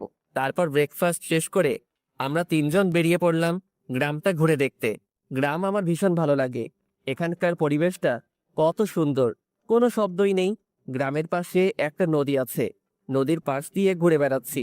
নদীর সৌন্দর্য অনেক, দুপাশে অনেক কাশফুল। এভাবে নীলার অত্যাচার আর সকালে বিকেলে গ্রামের সৌন্দর্য দেখে দেখে 2টা দিন কেটে গেল। আজ সকালে আমরা শহরে যাব। সবাই নিজ নিজ রেডি হচ্ছি। সবার কাছ থেকে বিদায় নিয়ে রওনা দিলাম শহরের উদ্দেশ্যে। আমাদের বাসায় পৌঁছাতে পৌঁছাতে দুপুর পেরিয়ে গেল। বাসায় এসে ফ্রেশ হয়ে নিলাম। আম্মু লাঞ্চ করার জন্য ডাকলো, কিন্তু লাঞ্চ করলাম না, অনেক টায়ার্ড। তাই সরাসরি রুমে গিয়ে ঘুমিয়ে পড়লাম। বিকেলের দিকে ঘুম ভাঙলো। ঘুম ভাঙতে দেখলাম আমার পাশে নীলা ঘুমিয়ে আছে। আমি উঠে ফ্রেশ হয়ে নিলাম। তারপরে বাইক নিয়ে বেরিয়ে পড়লাম। অনেক দিন থেকে বন্ধুদের সাথে আড্ডা দেওয়া হয়নি। আমি বাজারে পৌঁছালাম। বাড়ি থেকে বের হওয়ার সময় সবাইকে ফোন দিয়ে চলে আসতে বলেছি, কিন্তু এখনো কেউই আসেনি। কিছুক্ষণ অপেক্ষা করার পর আশিক আসলো। কি খবর, কেমন আছিস? এই তো ভালো আছি। তুই কেমন আছিস? বিয়ে করে তো আমাদের ভুলে গেলি। আরে না, তোদের সবাইকে খুব মিস করি। ও আচ্ছা, ভাবির কি খবর? কেমন আছে? হ্যাঁ, ভালো আছে। এভাবে দুজনে বসে গল্প করছি। কিছুক্ষণ পর হাসিব আর সামি আসলো। আমরা 4জন ক্যারাম খেলতে শুরু করলাম। আমরা নিয়মিত ক্যারাম খেলি। কিছুদিন না খেলায় আমি তেমন খেলতে পারছি না। ক্যারাম খেলছি আর সিগারেট টানছি। কখন যে রাত হয়ে গেছে বুঝতেই পারি নাই। আমরা সবাই যে যার বাসায় চলে আসলাম। আমার বাসায় পৌঁছাতে পৌঁছাতে রাত 9টা বেজে গেল। কলিং বেল দিলাম, আম্মু এসে দরজা খুলে দিল। আচ্ছা তোমরা যাও, আমি ফ্রেশ হয়ে আসছি, তারপরে আমি ওয়াশরুমে যাব। এমন সময় নীলা এসে সামনে দাঁড়ালো। কি সমস্যা তোর? সামনে দাঁড়িয়েছিস কেন? তুমি কোথায় গিয়েছিলে আমাকে না বলে? কোথায় যাব না যাব সেটা কি তোকে বলে যেতে হবে নাকি? আই ওয়েট, কি খেয়েছো? কি খেয়েছি মানে? তুমি স্মোক করো? সিগারেটের গন্ধ বের হচ্ছে। শর্ত সামনে থেকে আমি নীলার পাশ কাটিয়ে ওয়াশরুমে গেলাম। তারপরে ফ্রেশ হয়ে নিচে গেলাম ডিনার করতে। দেখলাম আম্মু, আব্বু, জান্নাত, নীলা সবাই বসে আছে আমার জন্য। একসাথে ডিনার করবে, তাই আমি গিয়ে বসে পড়লাম। আম্মু খাবার সার্ভ করতে শুরু করলো। আম্মু, তুমিও বসে পড়ো, আমাদের সাথেই খাবে। আচ্ছা ঠিক আছে, বসছি, তোরা খেতে শুরু কর। আব্বু, আমার কিছু কথা ছিল। হ্যাঁ বলো। আব্বু, আমি এখন জব করব। অনেক তো বসে থাকলাম, এখন একটা কোনো কাজ করি। তাছাড়াও এখন তো বিয়ে করেছি, একটা জব করা দরকার। না, তোকে কোনো জব করতে হবে না। দ্যাট ভালো লাগে না। আমার একটা কথাও তোমরা শোনো না। আমি ডিনার না শেষ করে রুমে চলে আসলাম। নীলার কাছ থেকে বাঁচার একটা বুদ্ধি পেলাম, এটাও আব্বু বন্ধ করে দিল। এখন কি করব? কিভাবে এই পিচ্চি শয়তানির হাত থেকে বাঁচবো? একটু পরেই নীলা আসলো। নীলা এসে দরজা লক করে দিল। এই তোমার সমস্যা কি? কোনো সমস্যা নেই। বলো বলছি। এই শোন, মাথা এমনিতেই গরম হয়ে আছে, আর রাগিয়ে দিস না বলছি। আমি বুঝতে পেরেছি তুমি আমার হাত থেকে বাঁচার জন্য বাইরে জব করতে যেতে চাচ্ছ। একটা কথা শুনে রাখো, আমার হাত থেকে তোমার নিস্তার নেই। তুমি যেখানেই যাও আমি সব সময় তোমার পাশে তুই আসলেই একটু বেশি কথা বলিস। দেশে দেখছোটা কি এখন দেখবে। মানে কি বলছিস? মানে তুমি স্মোক করো, এখন আমি সরাসরি আম্মুকে বলে দিব। তুই দেখেছিস আমি স্মোক করি? দেখি নাই, তবে গন্ধ পেয়ে এখনই আমি আম্মুকে বল। এই বলে নীলা বাইরের দিকে যেতে লাগলো। আমি ওর হাতটা ধরলাম। এই, আম্মুকে বলিস না প্লিজ। এর আগে আম্মু অনেক বকাবকি করেছিল, এমনকি আমাকে চর মেরেছিল। আচ্ছা বলবো না, আমার কয়েকটা শর্ত আছে, এগুলো শুনলে আমি আর আম্মুকে বলব। কি শর্ত? শর্তগুলো মানতে হবে কি, না হলে আমি সরাসরি আম্মুর কাছে যাব আর গিয়ে বলবো আম্মু তোমার ছেলে আমাকে মেরে আমার সাথে খারাপ ব্যবহার করেছে এবং সিগারেট খেয়েছে। আচ্ছা কি শর্ত বল। আমার সাথে ভালো করে কথা বলতে হবে, মানে তুমি করে কথা বল। এসব তুই চলবে না, আমি যা বলবো সেগুলো তোমাকে শুনতে হবে। কখনোই পারবো না। ওকে, তাহলে যাই আম্মুর কাছে গিয়ে বলি তার ছেলে সিগারেট টামের গল্প। না বলিস না। তাহলে আমার কথা শুনতে হবে। আচ্ছা ঠিক আছে, শুনবো। Thank you. এ বলে একটা কিস বস। আমি শুধু মাথা নিচু করে থাকলাম, কিছুই করতে পারছি না। আবার একটা বুদ্ধি বের করতে হবে। আই কি ভাবছো? না কিছু না। ওকে, তাহলে এখন আমাকে একবার জড়িয়ে ধরো। পারবো না সর। দুইটা অপরাধ, দুইটা মানে? এক আবার তুই করে কথা বলছো, আর দুই আমার কথা শোনো নাই। আচ্ছা তুমি করে না বললে হয় না? না হয় না, জড়িয়ে ধরো বল। কি আর করব, ইচ্ছা না থাকা সত্ত্বেও নীলাকে হালকা করে জড়িয়ে ধরলাম। নীলা মুচকি হাসলো আর আমাকে শক্ত করে জড়িয়ে ধরলো। নীলা প্লিজ, তুমি আমার কাছ থেকে স্বামীর অধিকার চেও না। আচ্ছা চাইবো না, সময় হলে তুমি এমনিতেই দিত। আচ্ছা ঠিক আছে, এখন ঘুমাই তাহলে। ঠিক আছে চলো। আজ অন্যদিকে তাকিয়ে ঘুমানোর আগেই নীলা আমাকে সামনাসামনি জড়িয়ে ধরলো। কি করব কিছুই বুঝতে পারছি না। আস্তে আস্তে এই তিচি মেয়েটার মায়ায় করে যাচ্ছি। নীলার প্রতি কি আমার বেশি অন্যায় করা হচ্ছে না? আমি কি ওকে আপন করে নেব? না, কি সব ভাবছি। ও তো আমার চাচাতো বোন। চাচাতো বোন কি আর বউ হয়? তুমি কি ভাবছো গো? না কিছু না। বলো বলছি। না তেমন কিছু না। আমার একটা গার্লফ্রেন্ড আছে, ওকে নিয়ে ভাবছি। সত্যি বলছো? হ্যাঁ। তুমি না এখন বিয়ে করেছো, তোমার গার্লফ্রেন্ড থাক বা না থাক সবকিছু ভুলে যাও। কখনোই পারবো না। এর জন্য তুমি আমাকে আপন করে নিচ্ছ না? হ্যাঁ, নীলা আমাকে ছেড়ে দিল, মনে হয় কষ্ট পেয়েছে। পাক, একটু একটু কষ্ট পেলে আমাকে ছেড়ে চলে যাবে, আর তখনই আমার শান্তি হবে। এই পিচির জ্বালা আমার একদম সহ্য হয় না। তারপরে এটা সেটা ভাবতে ভাবতে ঘুমিয়ে পড়লাম। সকালে ঘুম থেকে উঠে দেখি নীলা আমার পাশে নেই। আজ একটু অবাক হলাম। প্রতিদিন ঘুম থেকে উঠে পিচ্চি যেরকম জ্বালা সহ্য করি, আজকে বেঁচে গেলাম। ব্যাপারটা কি? দেখলাম পিচ্চি গোসল করে বেরিয়ে আসছে, ভেজা চুল নিয়ে। ঘুম থেকে উঠে পড়েছো, যাও গোসল করে আস। আমার এত সকালে গোসল করতে ভালো লাগে না। দেখো তুমি যদি সকালে গোসল না করো তাহলে আম্মু ভাববে আমাদের মধ্যে কোনো সম্পর্ক হয়, আর তখন তারা অনেক কষ্ট পাবে। তার চেয়ে বরং তুমি গোসল করে আস। তুই এত কিছু বুঝিস কিভাবে? আবার তুই করে বলছো? ও সরি সরি, তুমি আসলে একটা পিচ্ছি। তারপরে আমি ওয়াশরুমে গিয়ে শাওয়ার নিলাম। গোসল শেষ করে রুমে আসতে দেখলাম নীলা চিরুনি করছে। নিচে চলো, আম্মু খাওয়ার জন্য ডাকতে এসেছে। চল। I stop. আমি তোর থেকে বয়সে ছোট হলে কি হবে, আমি তোর বড় ভাবি, তুই আমাকে রেসপেক্ট দিয়ে কথা বল। চলো। তারপর নিচে গিয়ে ব্রেকফাস্ট করতে শুরু করলাম। এমন তুই আজকে নীলিমাকে তোদের কলেজে ভর্তি করে দে, আমি প্রিন্সিপালের সাথে কথা বলছি। তাহলে ভালোই হবে, বাড়ি তিনজন একসাথে কলেজে যাবে। কিছুই বললাম না, কারণ আমি আব্বুর কথার উপর দিয়ে কিছু বলি না। ব্রেকফাস্ট শেষ করে রুমে গিয়ে ভার্সিটিতে যাওয়ার জন্য রেডি হলাম। নীলাও আসলো, রেডি হচ্ছে। ও আজকে কলেজে ভর্তি হবে। রাতে যে কথা বললাম, ওর তো মন খারাপ হয়েছিল। এখন কলেজে ভর্তি হওয়ার কথা শুনে একটু হাসি খুশি লাগছে। আমি বাইরে গিয়ে বাইক নিয়ে দাঁড়িয়ে আছি। এদিকে জান্নাতের আর নীলার আসার কোনো নামগন্ধই নেই। অনেকক্ষণ হয়ে গেল, এখনো আসছে না। আমি ওদেরকে ডাকতে গেলাম, যেতেই দেখি ওরা বেরিয়ে আসছে। এতক্ষণ সময় লাগে নাকি? না আসলে ভাবি আজকে কলেজে প্রথম যাচ্ছে, তার জন্য একটু সাজিয়ে দিচ্ছিলাম আর কি। তাই না নীলু ভাবি? তোদের লেকচার বন্ধ করে বাইকে উঠবি নাকি আমি যাব? এই না, উঠছি উঠছি। আগে নীলা উঠলো, তারপরে জান্নাত উঠলো। আমি বাইক স্টার্ট দিয়ে ভার্সিটির দিকে যেতে লাগলাম। কেমন লজ্জা লজ্জা লাগছে, নিজের বউকে নিয়ে ভার্সিটিতে যাচ্ছি, তাও আবার পিচ্ছি। কেমনটা লাগে? ভার্সিটিতে পৌঁছে বাইকটা পার্ক করে আমি নীলাকে নিয়ে প্রিন্সিপালের রুমের দিকে যাচ্ছি। সবাই আমাদের দিকে তাকিয়ে আছে। সবাই আমাদের দিকে তাকিয়ে আছে কেন? তোর মতো একটা পিচ্ছি মেয়ে ভার্সিটিতে এসেছে, তাই সবাই তাকিয়ে আছে। নীলা কোনো কথা বলল না। আমি সরাসরি প্রিন্সিপালের রুমে গেলাম। আসসালামু আলাইকুম, আসতে পারি স্যার? ওয়ালাইকুম আসসালাম। আরে ইমন জি, এসো এসো, ভেতরে এসে বসো। জি ধন্যবাদ স্যার। তা হানিমুন বাদে এখনই ভার্সিটিতে আসতে হলো? আমি আর নীলা দুজনে মাথা নিচু করলাম। আমার মতো নীলাও হয়তো লজ্জা পেয়েছে। আরে লজ্জার কিছু নেই, বিয়ে করে শুধু কি হয়েছে, বিয়ে তো করতেই হবে তাই না? হ্যাঁ স্যার। এই যে ছাত্রের বউ ছাত্রী, নাম কি তোমার? নীলা। শুধু নীলা নাকি দুজনের মিল করে নীলা ইসলাম? নীলা মাথা নিচু করে মুচকি হাসলো। আচ্ছা ঠিক আছে, আর লজ্জা দিচ্ছি না, আমি সব ব্যবস্থা করে রেখেছি, তুমি শুধু এখানে একটা সাইন করো। নীলা সাইন করলো। নীলা শোনো, তোমার সিলেবাস দেখে তুমি ভার্সিটির লাইব্রেরি থেকে প্রয়োজনীয় বইগুলো সংগ্রহ করে নিও। ঠিক আছে স্যার। তারপর আমি আর নীলা প্রিন্সিপাল স্যারের রুম থেকে বেরিয়ে আসলাম। এই শোনো, আমাকে আমার ক্লাসটা দেখিয়ে দাও। ওইদিকে যা। ওইদিকে বললে হবে না, আমাকে পৌঁছে দিয়ে আসো। আমি নীলাকে ওর ক্লাসরুমের দিকে এগিয়ে দিলাম। ভার্সিটির সব ছেলে মেয়ে আমাদের দুজনের দিকে তাকিয়ে আছে। তাকাবেই না কেন? আজ পর্যন্ত আমার পাশে আমার 2-3টা বান্ধবী ছাড়া অন্য কাউকে দেখিনি। আজ হঠাৎ করে আমার পাশে নীলাকে দেখে হয়তো সবাই তাকিয়ে আছে। আমি নীলাকে ওর ক্লাসরুমটা দেখিয়ে দিলাম। তারপরে আমি সরাসরি আমাদের আড্ডা দেওয়ার জায়গায় চলে গেলাম। আমাকে দেখে সবাই চমকে উঠল। মামা, তুই ভার্সিটিতে? আজব ব্যাপার তো। আমারও তো একই কথা, তুই হঠাৎ ভার্সিটিতে আসলি মানে? কেন, আমার কি ভার্সিটিতে আসা বারণ আছে নাকি? না, বারণ নেই, তবে তুই মাত্র 5 দিন হলো বিয়ে করলি আর আজকে ভার্সিটিতে চলে আসলি। ভাবির সাথে রোমান্স করবি, সেটা না করে হঠাৎ ভার্সিটিতে। তাই আমরা সবাই একটু অবাক হলাম আর কি। তোরা জানিস না, তোদের ছাড়া আমার একদমই ভালো লাগে না, তাই তো ভার্সিটিতে চলে আসলাম। থাক, হয়েছে হয়েছে, এখন বিয়ে করেছি, আর কদিন পর তো আমাদের চিনতেই পারবি না। হুম, এখনই চিনতে পারছি না। ভাবি কোথায়, পড়াশোনা করতে হবে না? হ্যাঁ, পড়াশোনা তো করাতেই হবে। আজকে তো ইন্টার ফার্স্ট ইয়ারে ভর্তি করে দিলাম। কোন কলেজে মামা? এই ইমনের বউ তোর যে কলেজে ইচ্ছা ভর্তি করে দেবে, তোরা তো জানা দরকার কি? না, ভাবিকে দেখে শুনে রাখা দায়িত্ব তো আমাদের সবারই, তাই না? তোকে এত দায়িত্ব বহন করা লাগবে না, এখন নিজের জন্য কাউকে খোঁজে নে। আমার ভাগ্যে মনে হয় কেউ নেই। আমরা সবাই এইভাবে কিছুক্ষণ আড্ডা দেওয়ার পর ক্লাস করতে গেলাম। 2টা ক্লাস করলাম, আর ভালো লাগছে না।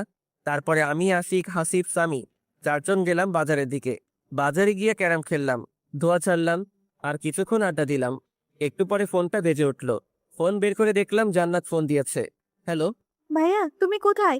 তাড়াতাড়ি ভার্সিটির দিকে আসো, ভার্সিটি বন্ধ হয়ে গেছে, ভাবিকে কোথাও খুঁজে পাচ্ছি না। আচ্ছা ঠিক আছে, আমি এক্ষুনি আসছি। দোস্ত তোরা থাক, আমার একটু কাজ আছে, আমি যাচ্ছি। তারপর আমি বাইকে স্টার্ট দিয়ে ভার্সিটির দিকে গেলাম। ভার্সিটিতে পৌঁছে দেখলাম জান্নাত বাইরে দাঁড়িয়ে আছে। নীলা কোথায়?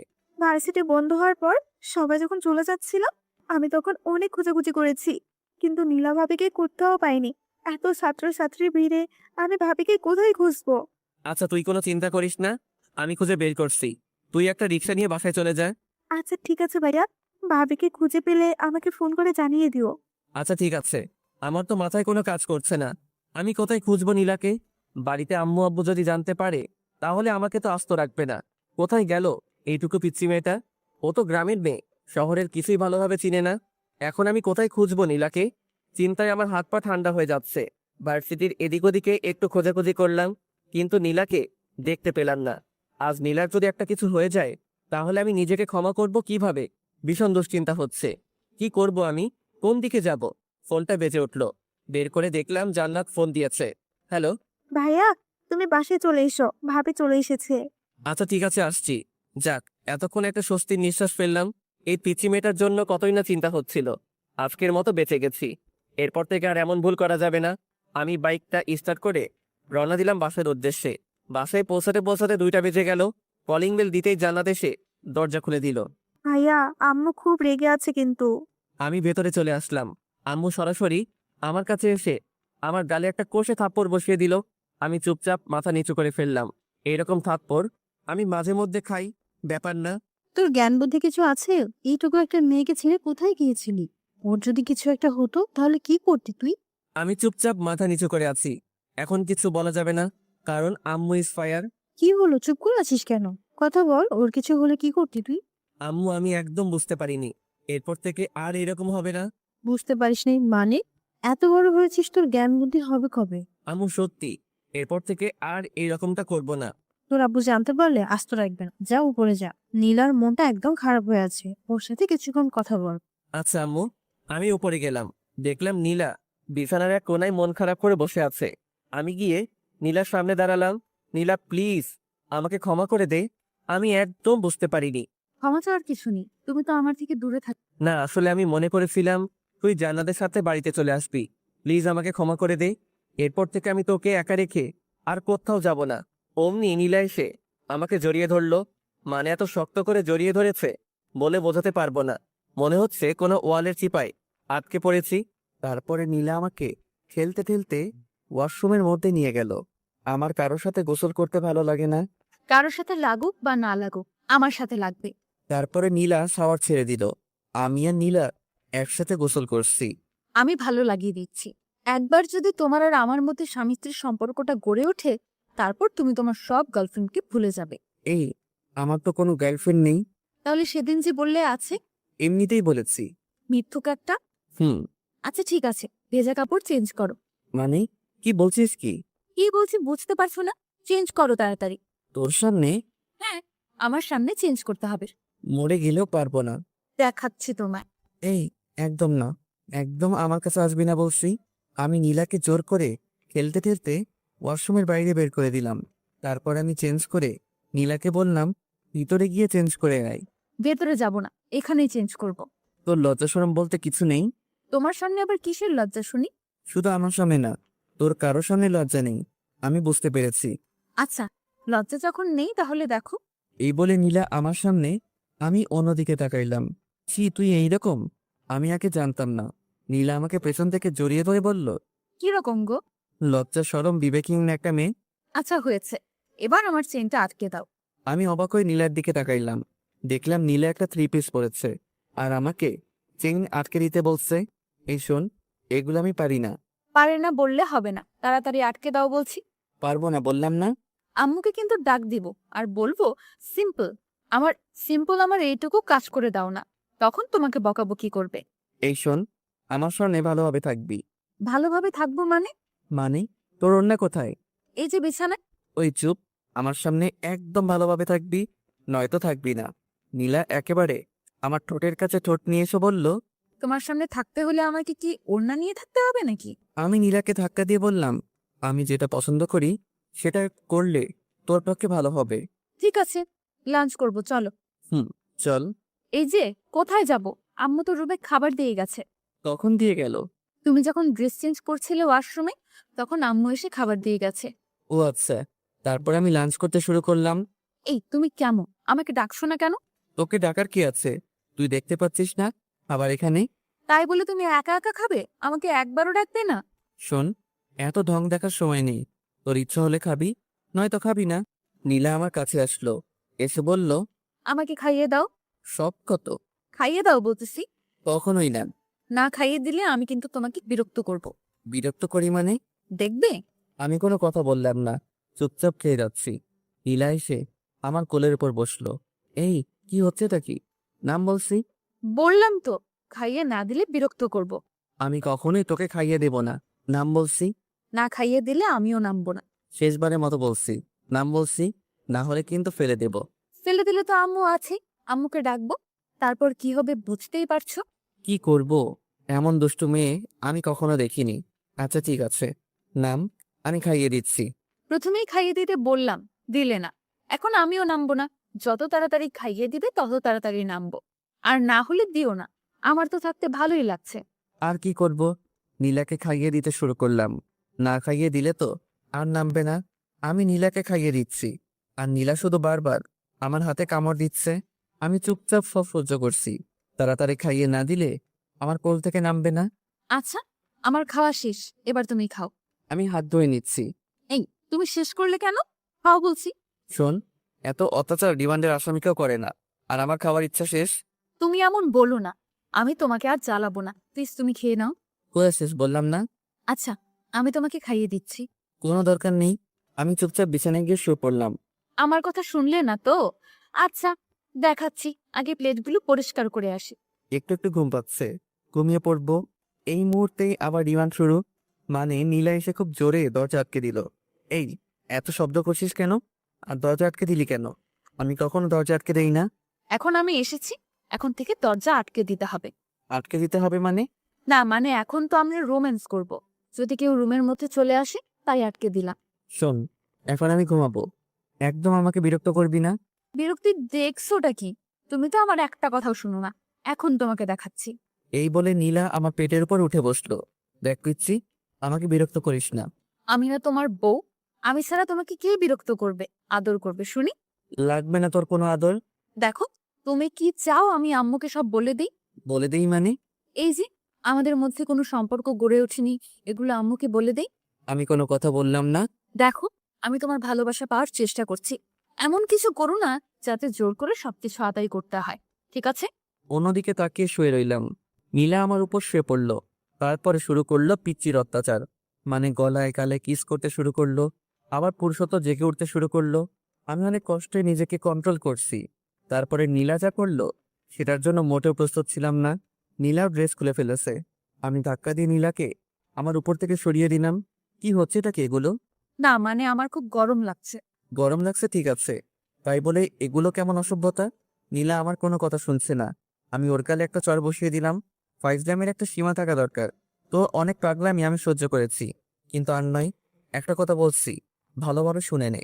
আমি তোকে কখনো আমার বউ হিসেবে মানি না। কথাগুলো বলেই আমি রুম থেকে বেরিয়ে পড়লাম। এই পিচিটার জন্য বাড়িতে থাকা যাবে না। দূর কিছু ভালো লাগে না। কি করব? আমি বাইক নিয়ে বের হচ্ছি।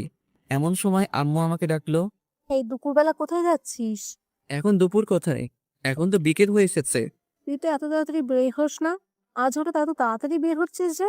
না আম্মু, একটু কাজ আছে, তার জন্য আগে যাচ্ছি। ও আচ্ছা, ঠিক আছে, সাবধানে যাস। ঠিক আছে। তারপরে আমি বাইক নিয়ে বেরিয়ে পড়লাম বাজারের দিকে। এত সকাল সকাল তো কেউ আসবে না। সবাইকে একটা ফোন করি তাহলে আসবে। আমি সবাইকে ফোন দিয়ে বাজারে আসতে বললাম। আমি বাজারে পৌঁছাবার কিছুক্ষণ পর সবাই আসলো। তারপরে জমিয়ে আড্ডা দিতে শুরু করলাম। আজ একটু বেশি রাত করে ফেলেছি। মানে 10টা বেজে গেছে। হায় রে, ঘড়ির দিকে খেয়ালই করিনি। আজ যে বাড়িতে গেলে কি হবে? এমনিতেই দুপুরে আম্মু অনেক বকাবকি করেছে। তাড়াতাড়ি বাড়িতে যেতে হবে। আমি সবাইকে বাড়িতে যেতে বললাম। সবাই নিজ নিজ বাড়িতে চলে যাচ্ছি। বাড়িতে পৌঁছাতে আমার 10:30 বেজে গেছে। অনেক ভয়ে ভয়ে কলিং বেল দিলাম। আম্মু এসে দরজা খুলে দিল। আম্মু সরাসরি আমার কান ধরলো। এই বিলাই, কয়টা বাজে এখন? 10:30 আম্মু। খুব তো বড় গলায় বলেছিস, 10:30। তোকে না আমি 9টার মধ্যে বাড়ি আসতে বলেছি? আসলে আব্বু, আজকে একটু আশিকের বাসায় ছিলাম, তাই আস্তে আস্তে একটু দেরি হয়ে গেছে। আচ্ছা হয়েছে, যা ফ্রেশ হয়ে আয়, ডিনার করবি। ঠিক আছে আব্বু, আজকের মতো মিথ্যা বলে বেঁচে গেলাম। তারপরে আমি ফ্রেশ হয়ে ডিনার করতে আসলাম। এ কি, তুই একা আসলি যে? নীলাকে ডেকে আনলি না? আমি মনে করেছি ও নিচে আছে। আচ্ছা ডেকে আনছি। নীলাকে ডাকতে গেলাম। রুমের মধ্যে তো নীলাকে খুঁজে পাচ্ছি না। কোথায় গেল মেয়েটা? ওয়াশরুমে খুঁজলাম, নেই। তারপরে বেলকনিতে গেলাম, দেখলাম নীলা দাঁড়িয়ে আছে। নিচে চলো, আম্মু ডাকছে। আমার ক্ষুধা লাগেনি, আমি খাবো না। খাওয়ার জন্য নয়, তোকে ডাকছে। এই বলে আমি চলে আসলাম। নীলাও আমার পিছু পিছু আসলো। আম্মু, তুমি আমাকে ডেকেছো? অনেক রাত হয়েছে, আয় খেয়ে নে। আম্মু, আমার একদম ক্ষুধা লাগেনি। ক্ষুধা লাগেনি মানে? কি হয়েছে মা, বলতো? ওই আম্মু, কিছু হয়নি তো। তোর মন খারাপ লাগছে? কি হয়েছে মা, আমাকে বল। না আম্মু, আমার কিছুই হয়নি, এমনিতেই ভালো লাগছে না। এদিকে আয় তোমার। আম্মু নীলাকে খাইয়ে দিতে শুরু করলো। আমি আর জান্নাত হাঁ করে তাকিয়ে থাকলাম। না, হাঁ করে তাকিয়ে থাকলে হবে না। দুপুরে একবার পিচিটার জন্য খেতে পারি নাই, এখন আমাকে খেতে হবে। অনেক ক্ষুধা লাগছে। ইমন শোন, কালকে বিকালে নীলাকে নিয়ে গিয়ে একটা ফোন কিনে দিস। ওর তো বাড়িতে কথা বলতে লাগে, আর ও তোকে ফোন দিয়ে তাড়াতাড়ি বাড়ি আসতে বলবে। তোকে তো ফোন না করলে তুই প্রত্যেক দিনই রাত 10টা বাজিয়ে দিস। ঠিক আছে আব্বু। তোর আম্মুর কাছ থেকে টাকা নিয়ে যাস। আচ্ছা। তারপরে আমি ডিনার শেষ করে রুমে গেলাম। একটু পর নীলা আসলো। নীলা এসে দরজা লক করে দিল। আমি নীলার দিকে তাকাইলাম, কিন্তু ও আমার দিকে তাকালো না। সোজাসুজি বিছানায় এসে অন্যদিকে ঘুরে শুয়ে পড়ল। আমার উপর অভিমান করে আছে হয়তো। তখন ওর গায়ে হাত তোলাটা ঠিক হয়নি। ওকে একবার সরি বলে দেখি। নীলা, শোন। নীলা আমার দিকে ঘুরলো, কিন্তু তাকালো না। কিছু বলবে? না মানে দুপুরে তোর সাথে একটু বাড়াবাড়ি করা হয়ে গেছে, প্লিজ ক্ষমা করে দে। তুমি বাড়াবাড়ি কিছুই করনি, যা করেছো একদম ঠিক করেছো। নীলা প্লিজ, এভাবে বলিস না, আমাকে ক্ষমা করে দে। না, ক্ষমার কিছুই নেই। আমারই তো সব দোষ। আমার কপালে তো স্বামীর ভালোবাসা নেই, আছে শুধু চট থাপ্পড় এগুলোই। আমার উচিত হয়নি জোর করে তোমার ভালোবাসা নেওয়াটা। পিকিটার কথায় কেমন যেন মায়া আছে। ওর কথা শুনে আমি বারবার মায়ায় পড়ে যাই। আমি কি বলবো ভেবে পাচ্ছি না। আমাকে কথা বলার সব রাস্তাই পিচ্চিটা বন্ধ করে দিল। আমি শুয়ে পড়লাম। একটু পর পর নীলার দিকে তাকাচ্ছি, কিন্তু ও আমার দিকে তাকাচ্ছে না। যে মেয়েটা সব সময় জড়িয়ে ধরতো এটা করতো ওটা করতো, আর আজকে চুপচাপ শুয়ে আছে। ভাবা যায়। কিছুক্ষণ পর আমি ঘুমিয়ে পড়লাম। সকালে ঘুম ভাঙতে ভারী কিছু অনুভব করলাম। চোখ খুলে দেখলাম নীলা আমার বুকের উপরে উঠে ঘুমাচ্ছে। আমি বারবার অবাক হয়ে যাই। ঘুমের মধ্যে এই পিচ্চি মেয়েটা কি নাই বা করে, ভেবে পাই না। নীলা ঘুমাচ্ছে, তাই আমি আর ওকে নামিয়ে দিলাম না। আমিও চোখ বন্ধ করে শুয়ে রইলাম। কিছুক্ষণ পর নীলার নড়াচড়া অনুভব করলাম। নীলার হয়তো ঘুমটা ভেঙে গেছে। নীলা আমাকে কয়েকটা কিস করে উঠে গেল। কি মেয়ে রে বাবা, কাল রাতে অভিমান করে আমার কাছে আসলো না, আবার আমি ঘুমানোর পর আমার বুকে আরো যে কিসব করে এগুলো তো বলতে পারছি না। আমি কিছুক্ষণ পর উঠে শাওয়ার নিলাম, তারপর রুমে এসে একটু পড়তে বসলাম। অনেকক্ষণ পর নীলা এসে বলল, ব্রেকফাস্ট করবে চল, আর কলেজে যাওয়ার সময় হয়ে গেছে। আমি নীলার পিছু পিছু ব্রেকফাস্ট করতে গেলাম। ব্রেকফাস্ট শেষ করে রুমে এসে ভার্সিটিতে যাওয়ার জন্য রেডি হচ্ছি। নীলাও এসে রেডি হচ্ছে, ও তো কলেজে যাবে। কিরে, অভিমান কমেনি? না, কমেনি। কিভাবে কমবে? একটা কিস করতে দিলে কমবে। একটাই তো। হুম। আচ্ছা ঠিক আছে, একটার বেশি করবি না কিন্তু। আমার কথা শেষ না করতেই নীলা আমার কাছে এসে রেডি। তুমি একটু বিছানায় বসো, না হলে কিস করে শান্তি পাবো না। আমি বিছানায় বসলাম। একটার বেশি করবি না কিন্তু। নীলা আমার দিকে এগোতে থাকলো। আমি চোখ নিচু করলাম। মুহূর্তের মধ্যে নীলার ঠোঁট আমার ঠোঁটের সাথে মিশিয়ে দিল। আমি প্রথমে একটু ছাড়ানোর চেষ্টা করলাম, তারপরে নীলা আমার গলা জড়িয়ে ধরলো। কয়েকবার নিঃশ্বাস নিয়ে পুরো 5 থেকে 6 মিনিট আমার ঠোঁট দুটো নীলার আয়ত্তে ছিল। এটা কি করলি? কেন, একটা কিস করতে বললে তাই একটাই করলাম। তাই বলে এতক্ষণ? সর, এমনিতেই ব্রাশ করস নাই, তার উপর আবার কিস। তাড়াতাড়ি রেডি হবি, নয়তো তোকে রেখে ভার্সিটিতে চলে যাব। এই না না, আর একটু ওয়েট করো প্লিজ। এত সময় লাগে নাকি? এত কোথায়, এক্ষুনি তো রেডি হতে শুরু করলাম। তুমি তো একটু হেল্প করলেও পারো। পারি না, আমি নিচে আছি। তুই তাড়াতাড়ি আসবি কিন্তু। নিচে গিয়ে অপেক্ষা করছি। এদিকে জান্নাতেরও আসার কোনো নামগন্ধ নেই। এদের দুজনের জন্য আমার মেজাজটাই নষ্ট হয়ে যায়। এতক্ষণ লাগে নাকি রেডি হতে? কিছুক্ষণ পর নীলা আর জান্নাত আসলো। এ কি, তুই এখনো রেডি হস নাই কেন? আমি আজকে যাব না ভাইয়া। কেন, সমস্যা কি? না, সমস্যা নেই। আজকে আমার কোনো বান্ধবী আসবে না, ফোন করেছিল, তাই আমিও যাব না। আচ্ছা ঠিক আছে। আমি বাইক বের করে স্টার্ট দিলাম। নীলাকে বসতে বললাম। নীলা উঠে বসলো। বসার সাথে সাথে আমাকে জড়িয়ে ধরলো। এই কি হচ্ছে এইসব? পরে যাবো যে, তাই ধরলাম। পরে যাবি, ঠিক আছে। তাই বলে এভাবে ধরতে হবে নাকি? আমি তো পিছিয়ে একটা মেয়ে, এভাবে না ধরলে পড়ে যাব। তুমি চুপচাপ বাইক চালাও তো। তারপরে আমরা দুজন ভার্সিটিতে যেতে লাগলাম। রাস্তার সব মানুষজন আমাদের দিকে তাকাচ্ছে। আমি বাইক থামিয়ে হেলমেট পরলাম। তারপরে আবার যেতে শুরু করলাম। হঠাৎ হেলমেট পরলে যে? তুই যেভাবে জড়িয়ে রয়েছিস, মান সম্মান তো আর রাখবি না, তাই হেলমেট পরলাম, যাতে কেউ চিনতে না পারে। আমি আমার স্বামীকে জড়িয়ে ধরেছি, তাতে মানুষের কি? আমি কোনো কথা বললাম না, সোজাসুজি ভার্সিটির দিকে যেতে থাকলাম। আর এদিকে নীলা একটার পর একটা বকবক করেই যাচ্ছে। কিছুক্ষণ পর আমার ভার্সিটিতে পৌঁছালাম। বাইক পার্ক করতে সবাই আমার দিকে অবাক দৃষ্টিতে তাকিয়ে আছে। পাশে সামি, আশিক, হাসিব, নাদিয়া, মিম, এরা সবাই ছিল। আমাদের দুজনকে দেখে ওরা একেবারে আমাদের কাছে চলে আসলো। মামা, একেবারে হিরো হিরোইনরা যেভাবে আসে ঠিক সেইভাবেই যে আসছিস ভার্সিটিতে। তাই নাকি? হিরো হিরোইন বানিয়ে দিলি? কেমন আছেন ভাবি? আলহামদুলিল্লাহ ভালো, আপনি? আমাদের আর ভালো থাকা। কেন ভাইয়া, কি হয়েছে? তুমি অত বুঝবে না, বড় হও। ও আচ্ছা। তুই এখন ক্লাসে যা। কিন্তু তোর বউয়ের সাথে তুই কথা বলিস, কেমন অভ্যাস? তোকে এত বুঝতে হবে না, ও একটা পিচ্চি। তাই আমি যা বলবো ওকে তাই শুনতে হবে। এদিকে নীলা আমাকে আম্মুর ভয় দেখায়, আমাকেই ওর সব কথা শুনতে হয়। তাই বলে তুই তোর বউয়ের সাথে এইভাবে কথা বলতে পারিস না? তুই এই চল, প্রথম ক্লাস মিস করা যাবে না। প্রথমবার ক্লাস করছি, চল সবাই। আচ্ছা ঠিক আছে চল। তারপর আমরা সবাই ক্লাস করতে গেলাম। নীলাও গেল ক্লাস করতে। আমরা 2টা ক্লাস করে বাইরে এসে আড্ডা দিচ্ছি, আর নীলা ওদিকে ক্লাস করেই যাচ্ছে। চল বাজারের দিকে যাই, সিগারেট না খেয়ে মাথাটা কেমন চক্কর দিচ্ছে। তোরা না কোনো দিনও ভালো হবি না, বুঝলি? এই, আমি ভালো হয়ে গেছি। তুই ভালো হবি, এটাও আমাকে বিশ্বাস করতে হবে। বিশ্বাস অবিশ্বাস তোর কাছে। আমি তো বাজারে যাব না, আর সিগারেটও খাবো না।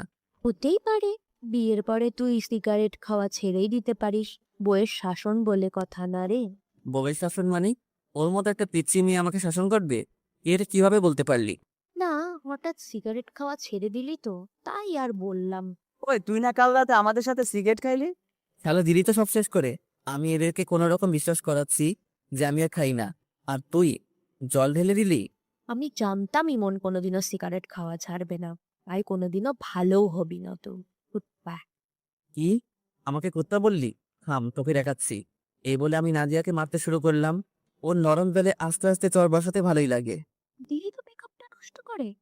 সর এখান থেকে। আচ্ছা, তোর 2-3 ইঞ্চি মেকআপ আমি ঠিক করে দিচ্ছি। ওয়েট। আমি হাত দিয়ে ঘষে নাদিয়ার মুখ একেবারে এলোমেলো করে দিলাম।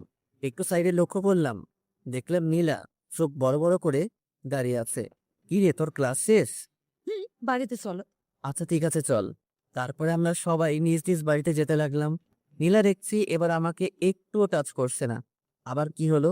আসার সময় যেমন দুষ্টামি করছিল, ওর যে একটু পরপর কি হয় কিছুই বুঝতে পারি না। যাই হোক, বাড়ির দিকে যাই।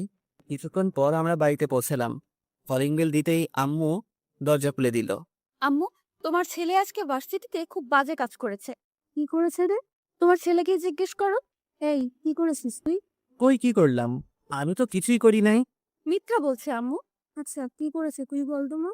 তোমার ছেলে ভার্সিটির মেয়েদের মেকআপ ঠিক করে দেয় গালে হাত দিয়ে। নীলা, এসব কি বলছে? আম্মু, ওই তো আমার বান্ধবী ছিল, আমরা ইয়ার্কি করছিলাম। গায়ে হাত দিয়ে কিসেরই আর কি? ফ্রেন্ডের মধ্যে তো একটু একটু এমন হয়। ঠিক আছে, কিন্তু গায়ে হাত দেওয়া যাবে না। তাই থেকে যেন এরকম কথা না শুনি। ঠিক আছে আম্মু। তারপর আমি রুমে গেলাম। আমার পিছু পিছু নীলা রুমে আসলো। এই পিছি, তুই আম্মুকে বললি কেন? বলবোই তো, 100 বার বলবো। আমাকে বকা খাওয়াতে তোর ভালো লাগে? না, লাগে না। কিন্তু তুমি অন্য মেয়েদের গালে কেন হাত দিবে? ওটা তো আমার ফ্রেন্ড ছিল, ওর সাথে আমি মজা করছিলাম। তুমি মজা করো আর যাই করো, আমার ছাড়া অন্য কোনো মেয়ের গালে বা অন্য কোথাও স্পর্শ করতে পারবে না। কেন? তোর সমস্যা কোথায়?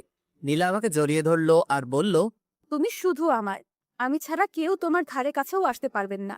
ছাড় তো, এখন গোসল করবো। ছাড়বো কেন? চলো, আমিও গোসল করব। না, আগে আমি, তারপরে তুই। বললাম না, দুজন একসাথে। আমার কথা না শুনলে কি হবে সে তো দেখতেই পেলে একটু আগে। কবে মুক্তি পাবো তোর এই ঝামেলা থেকে? যেদিন আমাকে তোমার আপন করে নেবে সেদিনই তুমি মুক্তি পাবে। কোনো দিনও না। তাহলে কোনোদিনও মুক্তি পাবে না। আমি কোনো কথা না বলে ওয়াশরুমে গেলাম সাবান নিতে। নীলাও আমার পিছু পিছু আসলো। আমি সাবানটা ছেড়ে দিলাম। নীলা এসে আমাকে পেছন দিক থেকে জড়িয়ে ধরলো। গোসল করার সময় এগুলো কি ধরনের ফাজলামি? এগুলো ফাজলামি নয়, এগুলো ভালোবাসা। গোসল করার সময় কেউ ভালোবাসা প্রকাশ করে না। সবার সাথে আমার কোনো মিল নেই। আমার যখন যেটা ভালো লাগে আমি তখন সেটাই করি। তাহলে আমার সাথে কেন এগুলো করিস? তুই জানিস না কোনটা আমার ভালো লাগে আর কোনটা ভালো লাগে না? একবার আমাকে আপন করে নাও, তারপর থেকে তোমার সব কিছু ভালো লাগবে। ছাড়বি তুই আমাকে? একবার শক্ত করে জড়িয়ে ধরো, তাহলে ছাড়বো না। পারবো না, তাড়াতাড়ি ছাড় বলছি। আচ্ছা, এখন জোর করলাম না, কিন্তু লাঞ্চ করার পর আমাকে জড়িয়ে ধরবে, না হলে খবর আছে তোমার। তারপরে আমরা দুজন গোসল শেষ করলাম। এই, আমাকে একটু চিরুনি করে দাও না। মানে, আমি চিরুনি করতে পারি নাকি? পারবে। এদিকে এসো, একটু সাহায্য করো না। আমি কোনোদিনও কাউকে চিরুনি করে দেইনি। আজকে আমাকে দেবে। এসো, প্লিজ প্লিজ প্লিজ। কি করব? এই প্রথম নীলার মাথায় চিরুনি করে দিলাম। নীলা তো মহা খুশি। তারপর আমরা দুজন লাঞ্চ করতে গেলাম। আমি, নীলা, আম্মু, জান্নাত একসাথে লাঞ্চ করলাম। আব্বু কাজের ব্যস্ততায় আসতে পারে নাই। আম্মু, আমাকে তোমার মতো রান্না শেখাবে। আচ্ছা, শেখাবো। তুই আগে বড় হয়ে নে। আর কত বড় হব, তুমি আমাকে শিখিয়ে দেবে। আচ্ছা, তোকে সময় করে রান্না করা শেখাবো। আচ্ছা ঠিক আছে। ইমন, তোর আব্বু নীলাকে একটা ফোন কিনে দিতে বলেছে। আচ্ছা ঠিক আছে, একটা ফোন এনে দেব। ওকে নিয়ে যাবি, একটু তোর সাথে ঘুরবে। কিন্তু আম্মু। কোনো কিন্তু নয়, বিকালে দুজনে যাবি। আচ্ছা ঠিক আছে। তারপর আমি সবার আগে লাঞ্চটা শেষ করে রুমে গেলাম। কি করব আমি? নীলা খুব বাড়াবাড়ি করছে, ওকে নিয়ে আর পারছি না।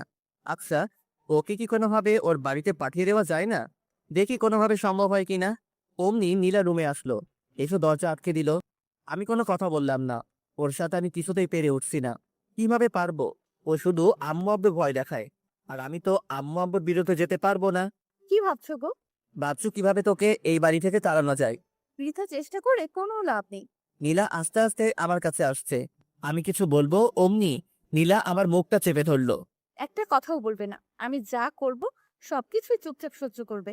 তাই বলে আমি চুপ করে আছি, আর এদিকে নীলা আমার উপর অত্যাচার চালাচ্ছে। কখনো লিপকিস দিচ্ছে, কখনো গালে। একটা সময়ও থেমে থাকছে না। মেনে নিতেও পারছি না, ছেড়ে দিতেও পারছি না। কি করব? ঝুলন্ত অবস্থায় আছি। এভাবে বিকেল পর্যন্ত সহ্য করতে হলো নীলার পাগলামি। এইটুকু একটা পিচ্ছি মেয়ে এত কিছু বোঝে কিভাবে? আমি ভেবে পাই না। পিচ্ছি, কিন্তু যেগুলো করে মনে হয় কত কত বছরের অভিজ্ঞতা। আমি বিছানা থেকে উঠে ফ্রেশ হতে গেলাম। ওটার গাল নীলা একেবারে শেষ করে দিয়েছে। এখন আমার যেতে হবে নীলাকে নিয়ে শপিংয়ে চল কিনতে। এ তো আরেকটা ঝামেলা। এইটুকু একটা পিচ্চি মেয়ের সাথে বেড়াতে আমার একদম ভালো লাগে না। আমি রুমে এসে ফোন টিপতে লাগলাম।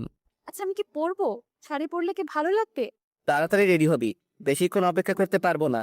তুমি সব সময় একটু বেশি কথা বলো। শোনো, আমি নীল শাড়ি পরবো আর তুমি একটা নীল পাঞ্জাবি পরবে, ঠিক আছে? নীলা আলমারি থেকে একটা নীল পাঞ্জাবি বের করলো আর ওর জন্য নীল শাড়ি। তোকে বললাম না এখন পাঞ্জাবি পরবো না? আমি যখন বলেছি তোমাকে পরতেই হবে। এদিকে এসো তো। নীলা আমার সাত খুলে পাঞ্জাবি পরিয়ে দিল। এই, আমাকে শার্টটা পরিয়ে দাও না। আমি পারি না, তুই একা একাই পর, আমি বাইরে যাচ্ছি। এই, তোমাকে বাইরে যেতে বলেছি। এদিকে আসো, তুমি একটু শাড়ির কুচিটা ধরো। কি আর করব, আমি গিয়ে নীলা শাড়ির কুচিটা ধরলাম। এতক্ষণ লাগে নাকি শাড়ি পরতে? তাড়াতাড়ি পর বলছি। তাড়াতাড়ি করছি, একটু ওয়েট করো। আর কতক্ষণ লাগবে? এই তো হয়ে গেছে, এবার কুচিটা দিয়ে দাও। কি? আমি কখনোই পারবো না। তুমি পারবে, তোমার 14 গোষ্ঠী পারবে। তাহলে 14 গোষ্ঠীর কাছ থেকে পরিয়ে নেব। আমি পারবো না।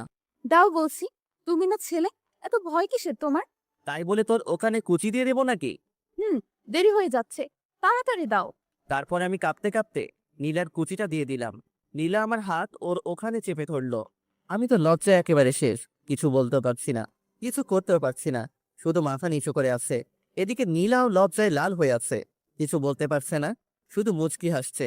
এভাবে নীরবময় কিছু মুহূর্ত কাটলো। কিছুক্ষণ পর আমি হাতটা সরিয়ে নিলাম আর অন্যদিকে তাকালাম। নীলা সাজুগুজু করতে ব্যস্ত হয়ে গেল। একটু পরে নীলা বলল, আমি রেডি, এখন চলো। আমি নীলার দিকে তাকাতেই একেবারে অবাক হয়ে গেলাম। এইটুকু পিচ্চি মেয়েটাকে দেখতে অনেক সুন্দর লাগছে। আমি তো আগে কখনো ওর দিকে তেমন তাকাইনি, আজ প্রথম তাকাচ্ছি। নীলা দেখতে যে এত সুন্দর আমি আগে জানতাম না। এই, কি দেখছো? আমার লজ্জা করে না বুঝি? কোথায় কি দেখছি? চলো তাড়াতাড়ি। হয়েছে, আর মিথ্যে বলতে হবে না। আমি খুব ভালোভাবে লক্ষ্য করেছি, তুমি বড় বড় চোখ করে আমার দিকে তাকিয়েছিলে। আমি কোনো কথা না বলে নিচে নামতে শুরু করলাম। আম্মু আমাদের দুজনকে দেখে একেবারে অবাক হয়ে গেল। অবাক হবে না কেন? এভাবে কাছাকাছি ম্যাচিং কালারের ড্রেস পরা দেখলে যে কেউই তাকিয়ে থাকবে। মাশাআল্লাহ, তুমি যে দুজনকে দেখতে কিন্তু খুব ভালো লাগছে, খুব মানিয়েছে দুজনকে। হয়েছে, এবার টাকা দাও তাড়াতাড়ি। আমি আম্মুর কাছ থেকে টাকা নিয়ে বাইক বের করছি। এমন সময় নীলা বলল, আজ আমরা বাইকে যাব না, রিকশায় যাব। তোমার ইচ্ছে হলে তুমি আমার পিছু পিছু রিক্সা নিয়ে আসতে পারো। এগুলো কেমন কথা? হ্যাঁ, নীলা যখন বলছে রিকশায় যাবে, তোকে রিকশায় যেতে হবে। যা, রিকশায় করে যা। আম্মু আমার রিক্সায় যেতে একদম ভালো লাগে না। অত আস্তে আস্তে কেউ যায়? এত কিছু বুঝি না, নীলামায়ের সাথে রিকশা করে যা। আচ্ছা ঠিক আছে আম্মু। তারপরে আমি আর নীলা বেরিয়ে পড়লাম। বাড়ির সামনে কিছুক্ষণ দাঁড়াতে একটা রিক্সা আসলো। আমরা রিক্সায় উঠলাম। নীলা আমার কাঁধে মাথা রেখে বক বক করে যাচ্ছে। আমি কোনো কথা বলছি না, চুপচাপ বসে আছি। কিছু বলো, চুপ করে আছো কেন? তোর সাথে কথা বলতে ইচ্ছে করে না? তো কার সাথে কথা বলতে ইচ্ছে করে? তুই চুপ করে থাকতেও। আমার চুপ থাকতে ভালো লাগে না, সবসময় তোমার সাথে কথা বলতে ইচ্ছে করে। আচ্ছা তুই বলতে থাক, আমি চুপ করে থাকলাম। আর একটা কথা বলবো না। তারপরে নীলার বক বক শুনতে শুনতে পৌঁছে গেলাম মার্কেটে। কয়েকটা ফোন দেখলাম আর নীলার পছন্দ মতো একটা ফোন কিনে দিলাম। নীলা আমার সাথে সেলফি তুলতে চাইলো, কিন্তু আমি তুললাম না। নীলার জোরাজুরিতে ওর সাথে কিছুক্ষণ ঘুরতে হলো। ও জোর করেই কয়েকটা সেলফি তুললো। সন্ধ্যার পর আমরা বাড়ির দিকে রওনা দিলাম। বাড়িতে এসেই ড্রেসটা চেঞ্জ করে ফ্রেশ হয়ে নিলাম। জান্নাত আসলো রুমে। নীলা আর জান্নাত বসে বসে গল্প করছে। আমি ফেসবুকিং করছি। আজ সময় কাটছে না। আজ বন্ধুদের সাথে আড্ডা দিতে যাইনি, তাই একদম ভালো লাগছে না। সিগারেট না খেলে মাথায় কেমন চক্কর মানে। রাতে ডিনার করে এসে শুয়ে পড়েছি। নীলা এসে পাগলামি শুরু করেছে। আমি নীলাকে ছাড়তে বলছি, কিন্তু নীলা আমাকে ছাড়ছে না। দেখো, তুমি আমার স্বামী, আর আমি আমার স্বামীকে একটু আদর করব। মানে কি বলছিস তুই? মানে আজকে আমাদের স্বামী স্ত্রীর সম্পর্ক গড়ে উঠতে। কখনোই না। তুমি আর কতদিন আমাকে কষ্ট দেবে? আমি কাউকে কষ্ট দিই না। কেন, তুমি আমাকে কষ্ট দিচ্ছ না? জানি না, আমার একদম ভালো লাগছে না। আমি ঘুমাবো, বিরক্ত করিস না প্লিজ। কিছুক্ষণ পর আমি ঘুমিয়ে পড়লাম। সকালে ঘুম থেকে উঠে একটু অসুস্থ লাগছে, কেমন জ্বর জ্বর লাগছে। নীলা আজকে আগে উঠে গেছে ঘুম থেকে। উঠে তো নীলাকে দেখতে পেলাম না। কিছুক্ষণ পর নীলা রুমে আসলো, এসে বলল, কখন ঘুম থেকে উঠবে? ভার্সিটিতে যাওয়ার সময় হয়ে গেছে, ওঠো তাড়াতাড়ি। তুই আর জান্নাত যা, আজকে আমি যাব না। একটু অসুস্থ লাগছে, কি হয়েছে তোমার? একটু জ্বর জ্বর লাগছে। কই দেখি। এ কি, তোমার তো ভীষণ জ্বর। তারপরে নীলা আমাকে ধরে ওয়াশরুমে নিয়ে গেল। আমি ফ্রেশ হয়ে আসলাম। নীলা আমার জন্য খাবার নিয়ে আসলো। আমাকে জোর করে ও নিজের হাতে খাইয়ে দিল। তারপরে ওষুধ খাইয়ে দিল। নীলার সেবা যত্নে আমি খুব তাড়াতাড়ি সুস্থ হয়ে গেলাম। এই কয়দিন আমি বুঝলাম নীলা সত্যি আমাকে খুব ভালোবাসে। নীলাকেও আমার ভালো লাগতে শুরু করে। আমি ভাবছি নীলাকে আমি আপন করে নিব, আস্তে আস্তে ওকে আপন করে নিব। হুট করে যদি একবার চেঞ্জ হয়ে যায় তাহলে কেমন লাগবে? তার চেয়ে বরং আস্তে আস্তে নীলার কাছে যাই। অসুস্থ থাকায় 2 দিন থেকে ভার্সিটিতে যাওয়া হয়নি, বন্ধু বান্ধবের সাথে আড্ডা দেওয়া হয়নি। আজ বিকেলে বাজারে গেলাম আড্ডা দিতে। সন্ধ্যা হয়ে এসেছে এমন সময় নীলা আমাকে ফোন করলো। হ্যালো। কোথায় আছো তুমি? এই তো বাজারে আছি। তাড়াতাড়ি বাড়িতে চলে এসো। আচ্ছা, আসছি একটু পর। তুমি এখনো পুরোপুরি সুস্থ হওনি, তাড়াতাড়ি আসো প্লিজ। আচ্ছা ঠিক আছে। বন্ধুদের সাথে আড্ডা দিয়ে 8টার দিকে বাড়িতে গেলাম। কলিং বেল দিলাম, নীলা এসে দরজা খুললো। এই, তোমাকে না তাড়াতাড়ি আসতে বললাম? তাড়াতাড়িতে চলে আসলাম। এটা তাড়াতাড়ি আসা হলো? রাত 8টা পেরিয়ে গেছে। রাত 8টা আবার দেরি হলো নাকি? আচ্ছা ঠিক আছে, তাড়াতাড়ি ফ্রেশ হয়ে আসো। আচ্ছা ঠিক আছে। পরে আমি ফ্রেশ হয়ে রুমে আসলাম। কি হয়েছে, এত তাড়াতাড়ি বাড়িতে ডাকলি কেন? কিছু হয়নি, তোমাকে একটু আদর করব, তাই বাড়িতে আসতে বললাম। আদর মানে? আদর বোঝো না? আচ্ছা দেখাচ্ছি। নীলাকে দেখতে একদম অন্যরকম লাগছে, কেমন ছটফট করছে আমার ভালোবাসা পাওয়ার জন্য। নীলা আমাকে জড়িয়ে ধরে বিছানায় শুইয়ে দিল। আমি তেমন রিয়েক্ট করলাম না। নীলা আস্তে আস্তে আমার খুব কাছে চলে আসলো। দুজনের নিঃশ্বাস দুজনের মুখের উপরে পড়ছে। আমি নীলার চোখের ভাষা বুঝতে পারলাম, কিন্তু ওর কাছে এগিয়ে গেলাম না। নীলা শুধু ছটফট করছে। আমি সবকিছু বুঝেও নীলার কাছ থেকে সরে গেলাম। কত কষ্ট দেবে আমাকে? একবার আসো আমার কাছে। আমি মনে মনে বলছি, আরে পিচ্ছি, আস্তে আস্তেই তোর খুব কাছে চলে যাব, আপন করে নেব তোকে। তুই শুধু একটু ধৈর্য ধর। কিছু বলছো না কেন? আমার কষ্টটা একবার বোঝার চেষ্টা করো। আমি কোনো কথা বললাম না। কি বলবো? আমি যে হঠাৎ করে নীলার কাছে যেতে পারছি না। নীলাকে খুব শক্ত করে জড়িয়ে ধরতে ইচ্ছে করলো। আলতো করে ওর কানের কাছে মুখ নিয়ে বলতে ইচ্ছে করলো, আমিও যে তোকে ভালোবাসে ফেলেছি পিচ্ছি। কিন্তু অজানা এক বাধায় সবকিছু আটকে গেল, কিছুই করতে পারলাম না। আম্মু এসে আমাদের ডিনার করার জন্য ডাকলো। আমি আর নীলা নিচে গেলাম ডিনার করতে। আব্বু চলে এসেছে। আমরা সবাই একসাথে ডিনার শেষ করলাম। রুমে এসে বসে আছি, মানে নীলার জন্য অপেক্ষা করছি। নীলা একটু পরে আসে। আম্মুকে মনে হয় একটু হেল্প করে, তাই আসতে একটু দেরি হয়। কিছুক্ষণ পর নীলা আসলো, হাতে 1 গ্লাস পানি আর ওষুধ নিয়ে। এখন আমার ওষুধ কেন? সুস্থ হলেও ওষুধ খেতে হয়। ওষুধ খেলে আর অসুস্থ হবে না, না হলে অসুস্থ হওয়ার সম্ভাবনা থাকে। আমি তো সুস্থ হয়ে গেছি। আমি একদম সুস্থ, এখন ওষুধ খাওয়া লাগবে না।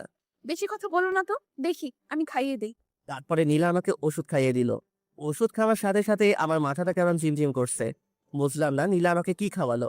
কেমন অলসতা বিরাজ করতে শুরু করলো। মনে হচ্ছে নীলা হয়তো আমাকে ঘুমের ওষুধ খাওয়ালো। কিন্তু নীলা আমাকে ঘুমের ওষুধ খাওয়াতে যাবে কেন? নীলা আমার কাছে আসলো, এসে বলল, আজ তোমাকে আমি আপন করে নেব, কেউ আটকাতে পারবে না। আমি বুঝতে পারলাম নীলা আমাকে ঘুমের ওষুধ খাইয়েছে, কিন্তু নীলা আমার কাছে আসার জন্য এটা করতে পারলো? আমি কিছুই করতে পারছি না। ভীষণ ঘুম পাচ্ছে।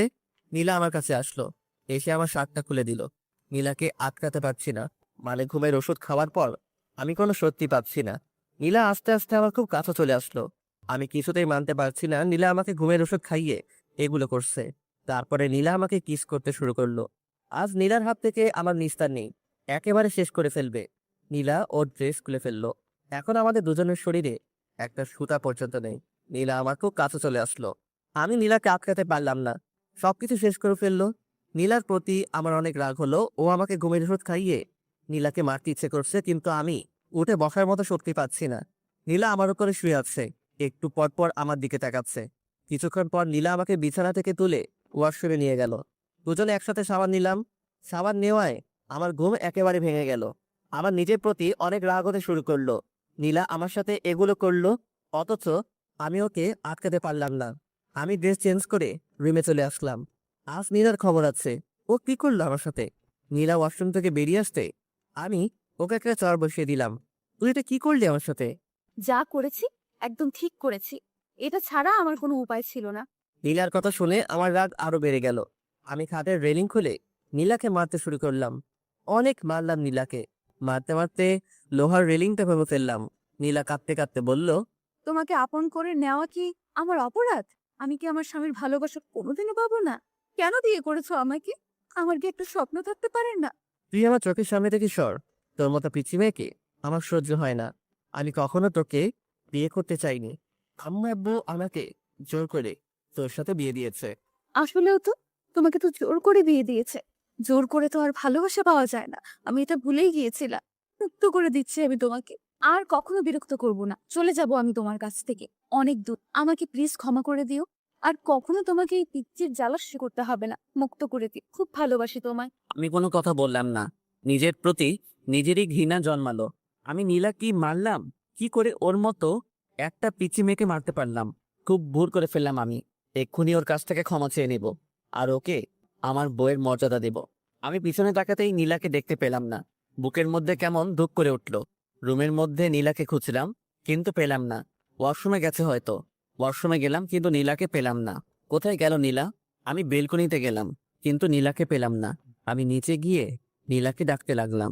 আমি সারা বাড়িতে খুঁজে নীলাকে পাচ্ছি না। আমার চিৎকার করে ডাকায় আম্মু, আব্বু, জান্নাত এরা সবাই বেরিয়ে আসলো।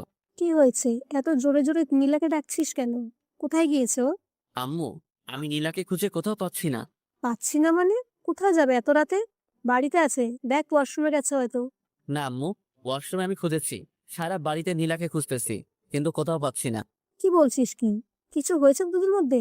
তারপর আমি সব ঘটনা খুলে বললাম। মানে নীলাকে বউয়ের অধিকার দেইনি এসব কথা বললাম। তুই এটা কিভাবে করতে পারলি? যেখান থেকে পারিস তাড়াতাড়ি নীলাকে নিয়ে আয়। আনবো আম্মু, আমি নীলাকে খুঁজে আনবো। আমি নীলাকে কোথাও যেতে দেব না। তারপর আমি বাড়ি থেকে বেরিয়ে পড়লাম নীলাকে খুঁজতে। কোথায় খুঁজবো আমি নীলাকে? কোথায় গেল মেয়েটা? আশেপাশে অনেক খোঁজাখুঁজি করলাম কিন্তু নীলাকে কোথাও পেলাম না। চোখ দিয়ে জল গড়িয়ে গড়িয়ে পড়ছে। নিজেকে ভীষণ অপরাধী মনে হচ্ছে। আমার কান্না কোনোভাবে থামছে না। আমি নীলাকে খুঁজতে খুঁজতে রাস্তায় মাঝখানে চলে আসি। এমন সময় একটা মিনি ট্রাক এসে আমাকে ধাক্কা দেয়। 3 দিন পর আমার জ্ঞান ফেরায়। আমি নিজেকে হাসপাতালে আবিষ্কার করলাম। আশেপাশে লক্ষ্য করলাম, দেখলাম আম্মু চেয়ারে বসে আছে। আম্মু, আমি এখানে কেন?